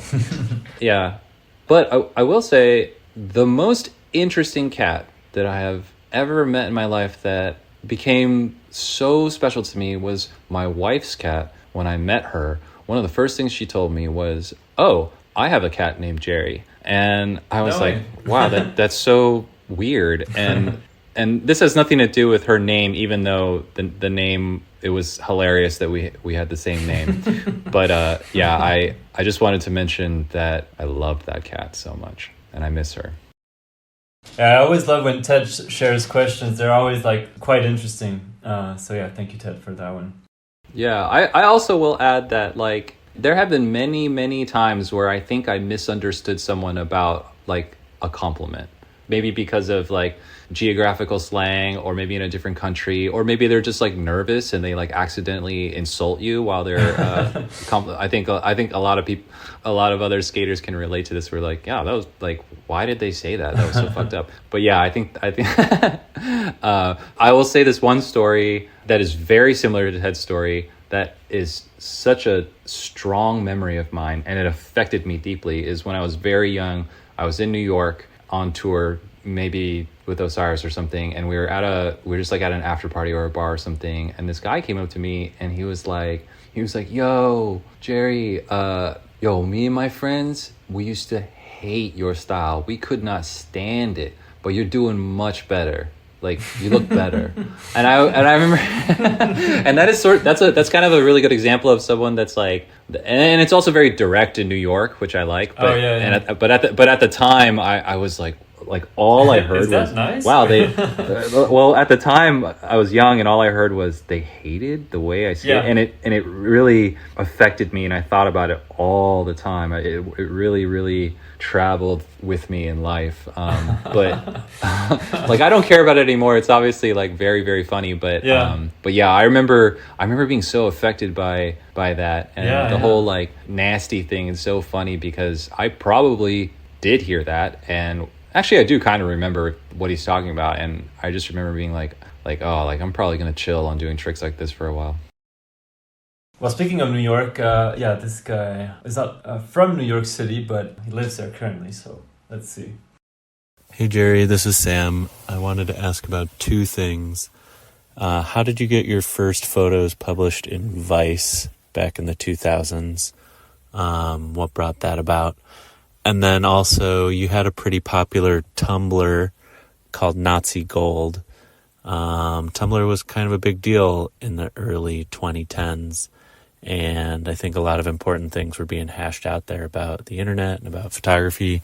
So I'm curious how that blog came about, and what are some of the kind of weird opportunities and conversations that came out of that. All right, thanks. Thanks, Sam.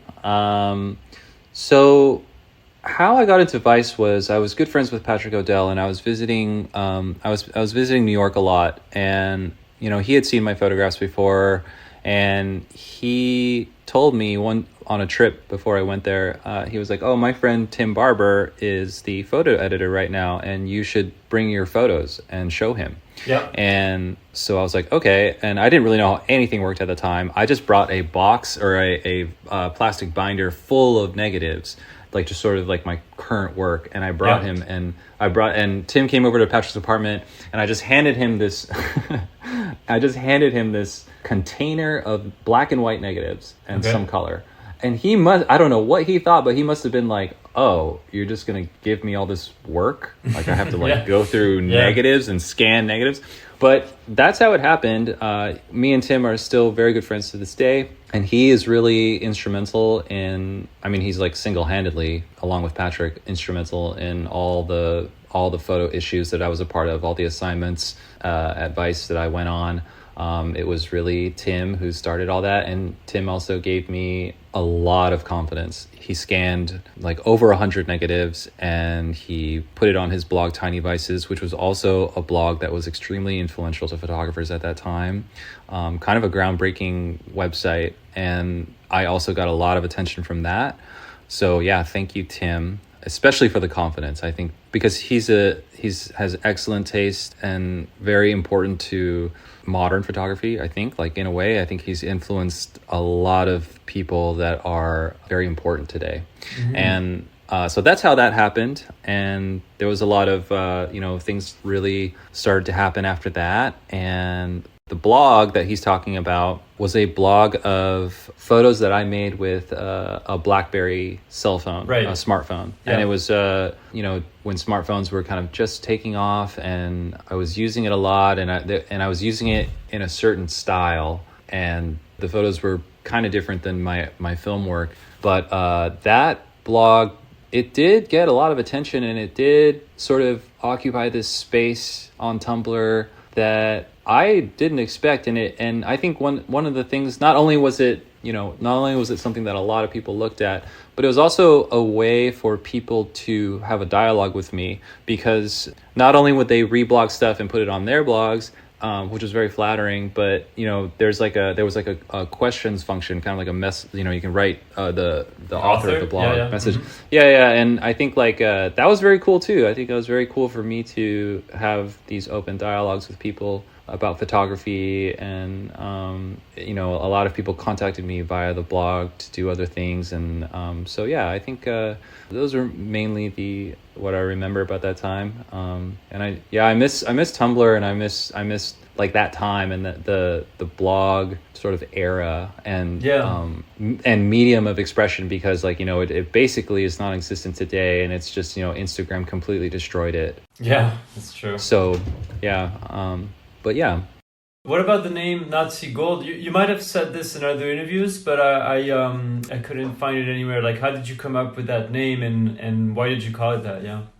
So it's kind of funny because now that seems like a kind of a poor choice, but at the time, not at the time, like Nazis were or Nazi ideology was just such a fringe and ridiculous sort of antiquated thing, there was just today it's so shockingly it's scary. But at the time I was the reason I chose it was at the time I was just reading a lot about World War II and about how the Vatican has they had hoarded all this Nazi gold. I was really just interested in I was sort of just very interested in this lost treasure aspect, this stolen lost treasure aspect of the theft of Europe by the Nazi regime. And I just thought it was kind of provocative and a little bit funny, and also kind of it was just something that was eye-catching and also had a little bit to do with treasure, which I felt the things that I was using the phone to capture were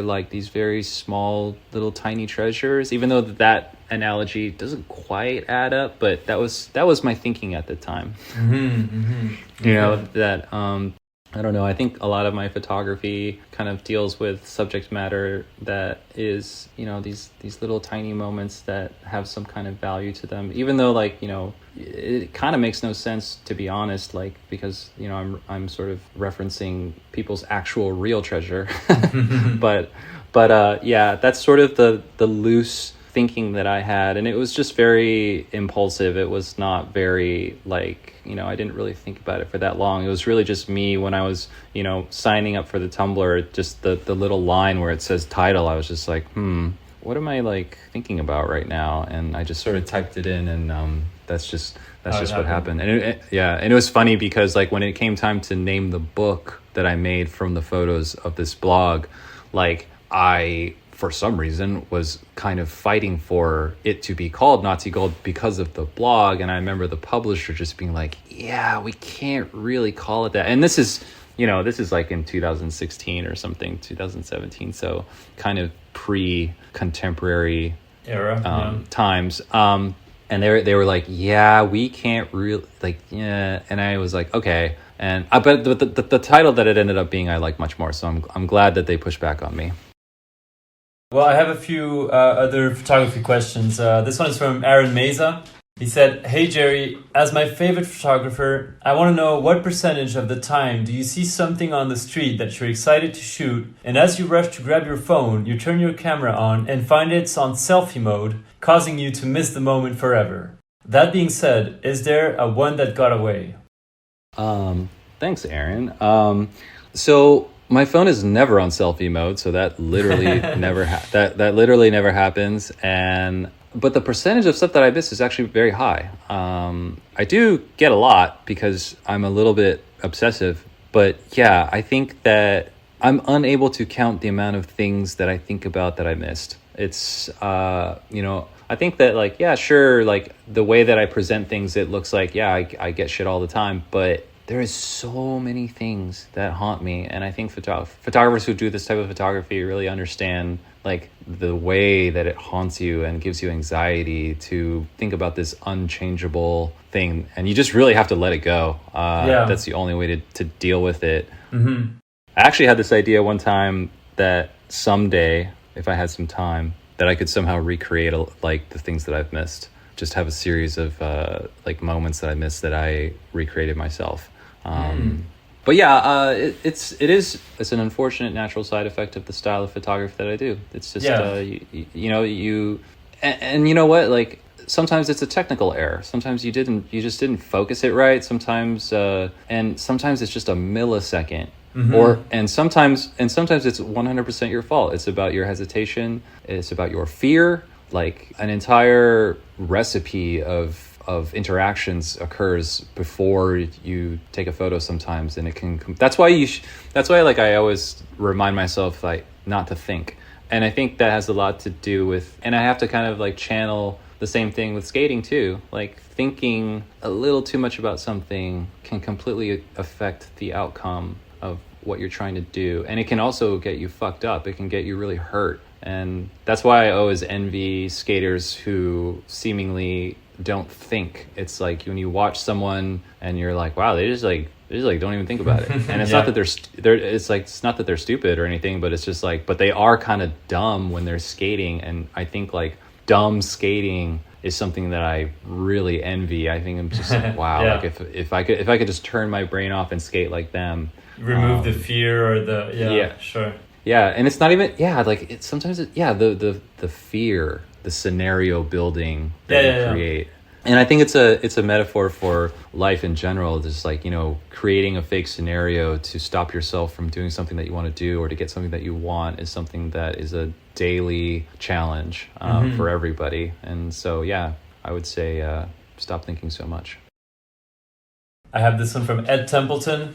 He said, "I remember he was doing a lot of photography stuff, but then it seems like he pivoted and dove back into skateboarding a lot more intensely. I thought this is a really good call because you should skate while your body allows you to. Of course, keep shooting photos, but really focus on skateboarding because it's a pathway into other worlds and sharing your photography can come a little later. I guess I'm wondering if he made a conscious decision to focus on skating more, and in general, how has he balanced his art and skate life?" Oh, that's a great question. Thank you, Ed.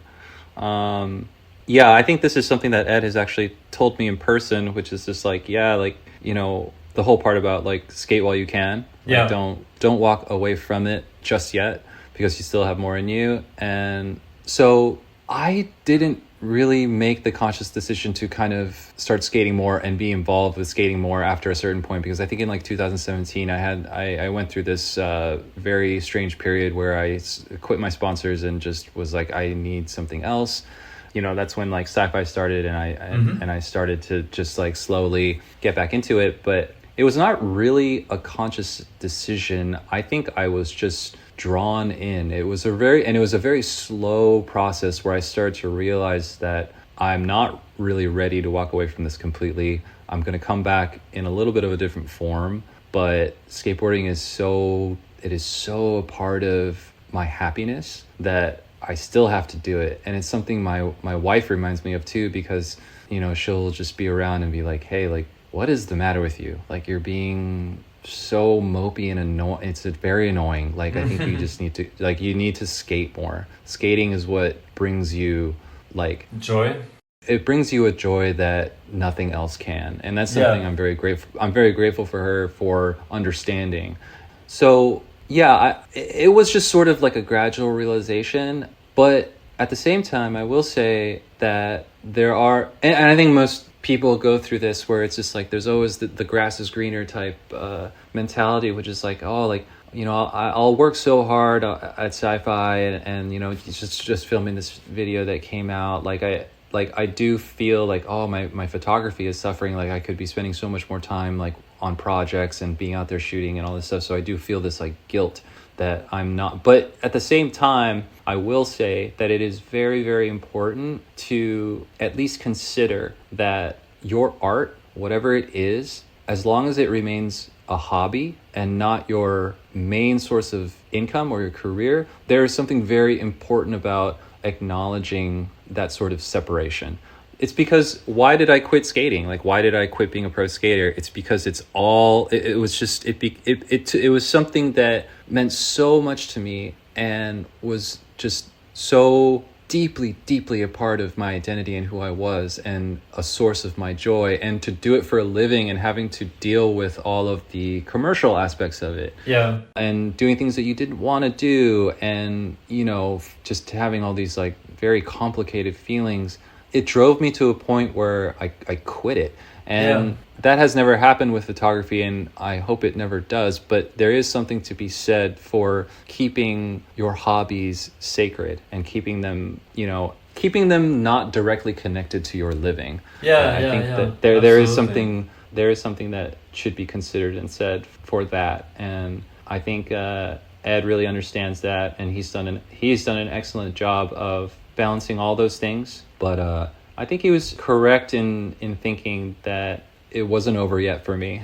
Yeah, and I'm glad that he's correct because you know, over the last couple years, you know, I never thought in a million years that I could skate at the level that I do, that I still can, which is like not at the level that I ever once was, but I still am able to have enough passion for it to want to be creative and push myself. And so, I'm glad that I got pulled in at least one last time. For sure, yeah. And land the cover of Thrasher, and yeah, I mean, it's amazing. I cannot believe that happened. Like, you know, how I talked about appreciation earlier and not being able to appreciate my accomplishments at the time. That happened just, you know, this summer, and I was finally able to take it in, you know, at the time, and I was finally like emotionally mature enough to, you know, have a quiet moment to myself and feel satisfied and content. Yeah, which is new for me. You know, I've like never ever been able to do that. So yeah, that was I'm so grateful. You know, like getting the cover of Thrasher is, you know, life achievement at any age. Yeah, it's a huge life achievement. So yeah, thanks to everybody who made that happen. All right, I have just a few last ones. This one's from Anthony Claravall. When I reached out to him, he said, I actually was the first person to film Jerry at Visalia Skate Camp when he was probably 13 years old. Haha. So his question is, Jerry, as a fellow sci-fi fantasy enthusiast, I wanted to get your favorite authors of both genres, and if you have any book recommendations for your fans. So I mostly read sci-fi and read sci-fi, less fantasy. But I mean, I'll just say that the first sci-fi novel that I read that was very impactful to me was Do Androids Dream of Electric Sheep, which is what Blade Runner is. Okay. And I read that book a couple times as a kid, and it did mean a lot to me, and it did open me up to the genre. You know, another book would be Neuromancer by William Gibson, a very important book. I think there is a book called The End of Eternity by Isaac Asimov, which is very cool. Mm-hmm. And I feel like there's a movie that's kind of based on it with Matt Damon in it, because it's about it's basically about this organization of, I forget what they're called. They're called like timekeepers or something, but they live outside time and they basically manipulate timelines to create like perfect realities. And one of the rules of their society is they're not allowed to fall in love. And it's about one of those timekeepers. They travel back to the 1950s when the book was written, and they fall in love with someone, and then he's excommunicated and is hunted by the society, and he has to hide his love throughout time. Like he has to like hide her in the year 10 million, and then go back in time, go forward in time. So okay. I like that book a lot. But yeah, those are some of the ones that meant a lot to me in the beginning, for sure. And I have a second one from Anthony. He said, Jerry, what do you look for in a skater that you're thinking about sponsoring? What's the deciding factor? Well, that's tough. I would say, obviously I have to like their skating, but I think with Sci-Fi, I wanted to create a sort of group of like personality is really something that like, and all personality, personal style, like, there has to be some kind of sort of indescribable quality that just speaks to me about a skateboarder. And sometimes it's something that I don't even see right away. Sometimes, it's like, hey, like, I like this guy, or girl, and I'm like not really sure about them. Like, I'm going to bring them on a trip and I'm going to see how they interact with us. Yeah. And a lot of people have gotten on the team that way. I think it's just really kind of about their skill, their talent, their personality, and that other quality that is so hard to put into words, where it's just only when you meet them that you know. Okay.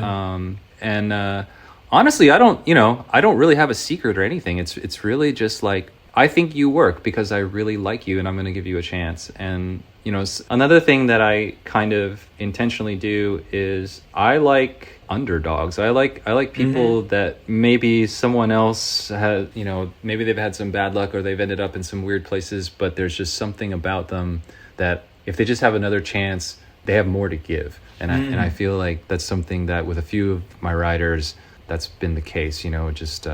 I don't know, you just kind of see something in someone, it's like when you meet someone and you just have this strange attraction to them, you're like, there's just something about you that it says something to me. And and it's worked so far. Like and it comes out in their skating. I think when you are genuine and honest about wanting to support someone, it will come out in their skating. And I think with the video, that really happened. They really, it was very special to see the final product and be like, oh yeah, this, like, I had a hand in bringing all these people together, and they made this great video. So they sure did, yeah.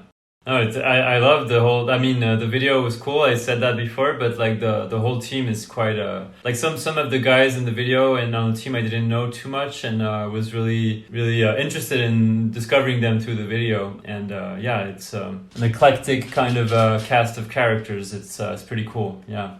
Yeah. I feel like a lot of people felt that way. They were unfamiliar with maybe like half of these people. Yeah. And I liked that. I liked that underground quality.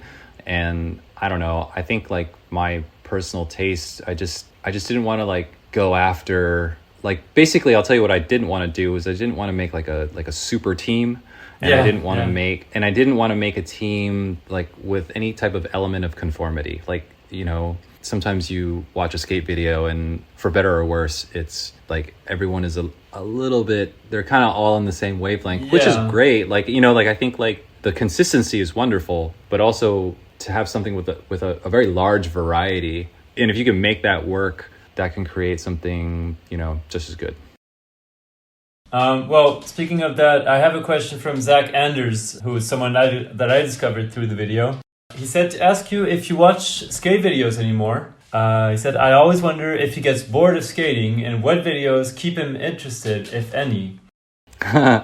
Awesome. Thanks, Zach. I think there was a time when I was bored with skate videos and I didn't watch skate videos. I think at the time that I talked about earlier, where I kind of like walked away from skating for a while, I really did walk away, and I would watch stuff occasionally, but there was a time where I was not very interested. But I do still watch skate videos, and I think that the funnest videos that I watch now are videos that my team or young people that I'm hanging out with show me, because they're aware of genres that exist that I don't, because like if you're only consuming skateboard media through like Thrasher or like, more mainstream Free Skate Mag, all that. Yeah, sure. Yeah, like which they all put out good stuff, but it's also like, but there are these like little pockets of like crews. And actually what's funny is Zak is one of them. Like Max Garson was like, hey, watch this crew of kids, these Late Night Stars kids. And, this guy in particular is my friend and he's very interesting. And I had no idea who these kids were, this like, little crew. And that's when I discovered Zak, and that's when I was like, oh, wow, this kid has got something. And Aaron, too. Aaron, they're a little bit younger, and so they're connected to worlds that as a 43-year-old person, like, I just like, I'm a little bit out of touch. So it's like nice. It's nice to be shown stuff that, I just don't have the natural, like my pathways are not going to lead to these things. Yeah, exactly. So those are kind of the funnest things to see, because it also, like, I think in a time where, a lot of the direction of skateboarding is dictated by basically large sports companies, like shoe brands, and they bring a sort of more, more mainstream sort of sports perspective. And it's not necessarily like the skaters that are involved with these companies, but I think it's the people that those skaters answer to. Like, they really dictate the way that skateboarding is presented, and they're very, very powerful. So it can dilute the culture of skateboarding in a way that isn't necessarily positive. I mean, of course it is positive in the way that like more people are exposed to skateboarding and, and that's good. But I think it pays less attention to the micro communities. And that's, maybe it's good that they're hidden, that can be argued. But but I will say it's nice to have friends that can help me dig a little bit into sort of the more underground aspect of skateboarding. And it also makes me really happy that there still are like weird kids out there doing their own thing and seem unaffected by the mainstreamization of skating, kind of. I think the mainstreamization of skating, I mean, it can be argued to death, but I think it's a slippery slope where if you drink the Kool-Aid long enough, you can end up contributing to the slow death of something that should really continue to live. This one is from Luke Murphy. We mentioned him a couple times. He said, which one of your EA Skate characters do you like the most? Oh my god, I love Luke. How many games did you appear? Do you know? Like 3? I wanna say 3. 3, yeah. I wanna say 3, yeah. And I mean, it's a tough choice because they're all just kind of the same to me. But they're all awesome. I'll just say I think in Skate 3 I'm wearing a brown flannel and black pants. I think that might be my favorite outfit because definitely in the first game, I'm wearing a cardigan for some reason, like a beige cardigan, and that really, really annoys me. So I'll just say the Skate 3 character where I'm wearing the brown flannel is probably the outfit that is most acceptable to me. This one is from Winston Tseng. I hope I'm saying his name right. Who made some graphics for Enjoi. He said, how did you come up with the art direction for Sci-Fi Fantasy? Do you design all the graphics yourself? Thanks, Winston. I pretty much come up with everything. I do have someone who helps me, Hayden, he does come up with a few things here and there, but I think that, I don't know, 90% of the ideas are mine, and I'm actually not a very good graphic designer at all. Everything I'm uneducated. I just sort of have an idea. It's more like art direction shit where like I have an idea and I'm very remedial with Illustrator and graphic design. I can design something very simple, but I basically farm out anything that I can't accomplish myself. I just sort of give someone an idea and I'm like, hey, this is what I want to see. And as far as where the influence comes from, it's very broad, but I think I like to focus on internet culture, which is very, very, very broad. But I like to focus on technology, but in sort of a more generic sense. Like a lot of people submit art to me and, you know, it's very like 3D digital, it's like matrixy, it's like Tron, or it's like very outer space, and it's very, you know, it's like very like, you know, that type of stuff, which is not exactly what I'm looking for. And I think like the name of the company definitely can be a little bit misleading. You know, Sci-Fi Fantasy, people think that I want like you want literal that, sci-fi elements, which is like not exactly what I'm looking for. I think like it's sort of like the photography where it's just like I want like kind of like smaller things that you can relate to, but maybe you never thought. But if you take it out of context and you put it on a t-shirt or a skateboard, it can work, like a child's baseball helmet or like a fan in China or something like that. That's also something that I use a lot in sci-fi. Is there's a lot of Asian influence in it, and it's obvious where that comes from. And I also like how like sort of like the blandness of technology, if you take it out of context, that it can work in an interesting way. And I think a lot of that, where that comes from, is I grew up in a house where my parents were both computer engineers, and they both worked in Silicon Valley in the 80s and 90s. And so I was surrounded by books and like t-shirts from computer conventions. I was always in like electronic stores, and like not like electronic stores that like exist today, like Best Buy. These are like very specialized places that like computer engineers go to like build motherboards and stuff like that. So I was around a lot of that sort of like corporate aesthetic. And that's another thing that I use a lot, is corporate aesthetics. Like I have a lot of books on that, and I draw a lot of that. And I think, you know, just I like appropriating that stuff into a skateboarding context, because I think like, you know, it was just something that I didn't see in skating. But there are other things that I throw in there too. And, you know, like painting is something. I make a lot of boards and t-shirts that have paintings on them. My friends who are very, very talented painters, they're good enough to let me use their work. I think manipulation of text is something that I'm very interested in. I love when there's like a lot of text on things.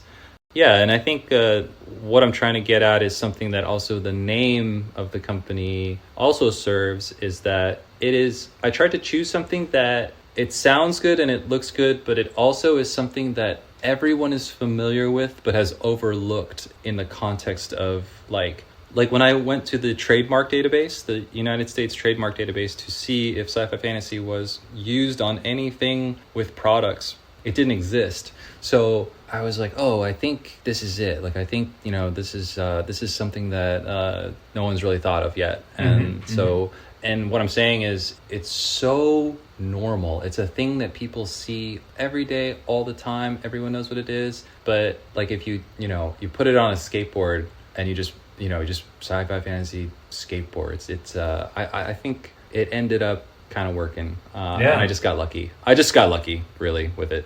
But it is something that my brain does is like give things that are in plain sight new context. So I think that's kind of why I chose the name. Were you making boards for Sci-Fi since the very beginning, or was it also like clothing at the beginning? I'm not sure if you started doing boards at the very beginning. All I did in the beginning was I just got a few $100s together and I made some hats. Just hats. I made 24 hats, and I just kept one, and then I gave them all to my friends, and then people started wearing them, and then it started to be seen, and I started to notice an interest in them, so I made a few more, and then I kind of sold some, and that's kind of just how it all started. It started very, very simply like that, and I actually kind of was very reluctant to make skateboards. I didn't know what, because I think with sci-fi has always been an art project to me, and turning it into a business I was always very reluctant.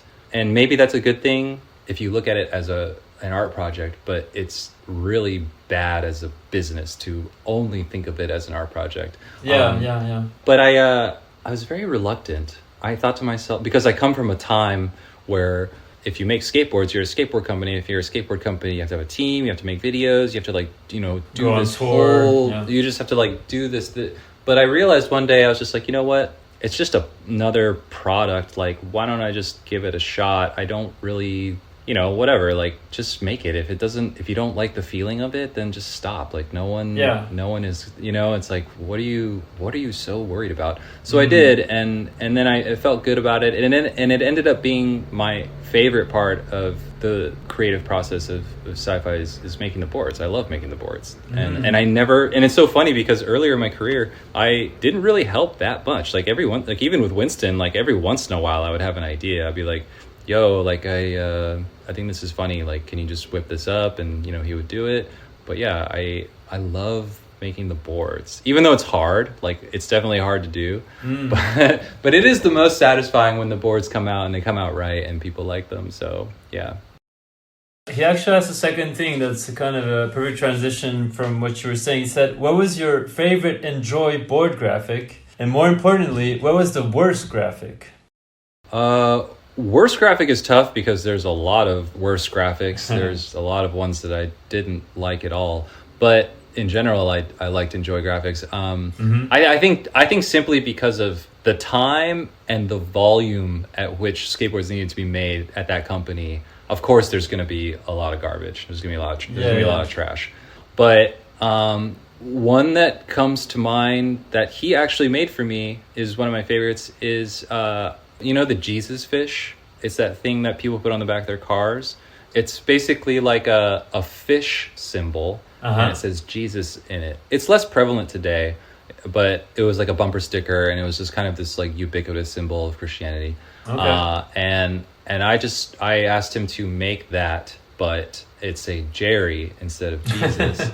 Okay. And I don't know if this was I don't know if this was his idea or my idea, but then it's sitting across the whole board in gold, but it's like sitting in outer space. And I think that's one board that I really liked. I think the very, very early Marc Johnson graphics I really, really liked a lot. I can't really pick a favorite, but that Jesus one was good. Winston also made a board with kittens and rainbows on it. And okay. I think the genesis of that was really just me being like, hey, like I want something like cute, because I think at the time skateboards like Zero was really big. And, and like Birdhouse and Flip, and they were all making these like, it was like this like weird like tough guy skull revival kind serious. Of serious, or they were like cartoony in a way that was like kind of an interesting, and also like World Industries was also the Wet Willy Flameboy thing was really, so I was just like I kind of want, like, can we just make something kind of cute, a little bit, even like a little bit feminine and girly.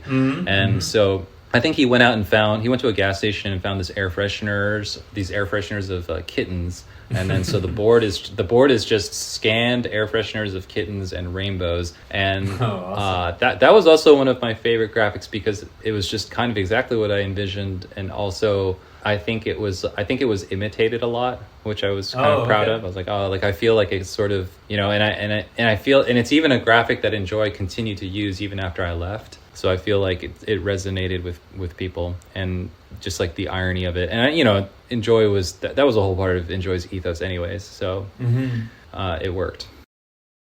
All right, I have two last ones. This one is from Daniel Whiteley. He said, after being a team writer for so long, how does it feel to be a team manager? Who on the team is the biggest pain in the ass to manage? Yeah, Sci-Fi is not big enough to have a team manager on the staff, and so it kind of falls on me. And I never pictured myself doing this or wanting to do this, but it's what I got to do. And honestly, I have watched and been around so many good team managers that it really wasn't that big of a deal. It's really just it's work, but yeah. I've been around really great team managers, and I've also had terrible team managers. So I've really been able to witness like a very large spectrum of how this job is done, and how you need to speak to every individual in a language that they understand. You can't really like talk to everybody the same. And that's something that I learned beforehand, and I try to put into practice with my team, whether I pull it off or not. It is strange to manage people, especially when you come from like for me, I've been so individualistic my entire life. I've only had to take care of myself. And as a pro skateboarder, you are afforded that luxury. And it also teaches you nothing about managing people, and it doesn't teach you anything about like just how considerate you need to be. I think that's one thing that being a pro skater since a child has robbed me of, is like pretty normal skills that you have to learn throughout your life, dealing with people and dealing with things, because I think sometimes you're treated in such a special way that like you don't really have to face a lot of the same consequences as people who don't live in that reality. So that's something I had to learn very quickly with sci-fi. But yeah, generally the team is fine. There's no real person that I'm, willing to out. Yeah. When he sent me that question, that made me think of, I interviewed Grant Yanzura about a year and a half ago, or 2 years ago or something. And he, I can't remember what the question was, but I remember him mentioning that he was talking about his team, and I don't know if he handles the management of the team himself or if someone else kind of steps in to do that with him. But he said something funny about Tom Karangalov, about him being his like best child, so to speak, in the sense that Tom is someone that is very rigorous. Like he comes to the spot on time. He will have warmed up. He will have probably done the trick even before the filmer gets there. Like he's super professional, and he's like super reliable and everything. And I was just wondering if you had someone on Sci-Fi that was kind of your Tom K, like someone that's, you don't have to tell them anything, like they're super pro, kind of that same version of Tom K, if that makes sense. Yeah, so like, not to like take away from any of my riders, like Ryan is a true professional. Yeah. But I would say Corey is that person. Oh, yeah, okay. And again, I don't, like, Ryan is a talented, creative, hardworking, helpful rider, but I think Corey, like, he really comes through with the ideas, the spots, the tricks. I don't need him to tell him to go back. I don't really need to tell him to do anything. He's kind of that guy. Very driven. And I think, like, yeah, and, I think, like, part of it probably comes from his experience riding for Tom Yeddo, like riding for Foundation and being around such like self-motivated skateboarders. And yeah. I would say that putting him on the team was a big relief for me. Yeah. His part was incredible. The thing that shocked me the most was the 5-0 thing, the double 5-0 and the little bang thing, like I don't know why that. I mean, there's a million incredible tricks in that part and in the video, but that thing, like, that seems like such a fucking hard thing to do and pull off, and he must have eaten so much shit trying it. Like, it was incredible. I don't know if you were there for that session, but like that was really impressive. I was there. I was standing right there, and again, another thing that's cool about that is Corey made that trip happen. Like, he went to Reno. He made a whole trip out of it with us, and he, like, that was specifically his goal to do that. Oh yeah, and that trick, or that trick. Okay. So like he like knew about the spot, and he's like, this is the trick I'm gonna do there, and so yeah, that speaks to a level of professionalism that makes my life a lot easier. All right, well, let's wrap it up with this very last audio question. I'm just curious, Jerry. When you do sci-fi demos and the distributor comes up to you and asks you to do the demo ender, do you still do it, or do you pass it on to one of your team riders? Who is that? That's Louie Barletta. Wow, he can really hide his voice sometimes. Also, with this system, with this shitty phone and the mic and everything, it's probably hard to tell the voice on the other side. So now that I know it, now I know that it's him, and so it makes sense. Yeah, that's one of his little voices he does. Well, it's not that we haven't really done that many demos, but no, I'm not going to pass it on. I'll just shut it down myself. And do a storm flip or something like that. Yeah, it's so funny. Like, it's interesting. Like, Louie has been there for a lot of those big demo moments. It's funny. Yeah. It's just something that, like, Sci-Fi hasn't really had the opportunity to do stuff like that. But man, I remember he's been there for some of the real big ones, and yeah, it is a really cool feeling to have a good demo, and just like, I mean, I've only done it a couple times, but like, man, when you like shut it down and everyone's just like, it's cheering over. It feels good. Yeah, but sure. That's something. I think that's something for me that is in the distant past. Yeah, it's definitely someone else is going to shut it down these days. Because you were with Louie on Enjoi, of course, but also on Osiris. We were talking about it earlier. Like, which tours were kind of crazier in the scale or just the vibe? I guess. Like, do you remember Osiris or Enjoi trips being a little gnarlier or like more hectic or?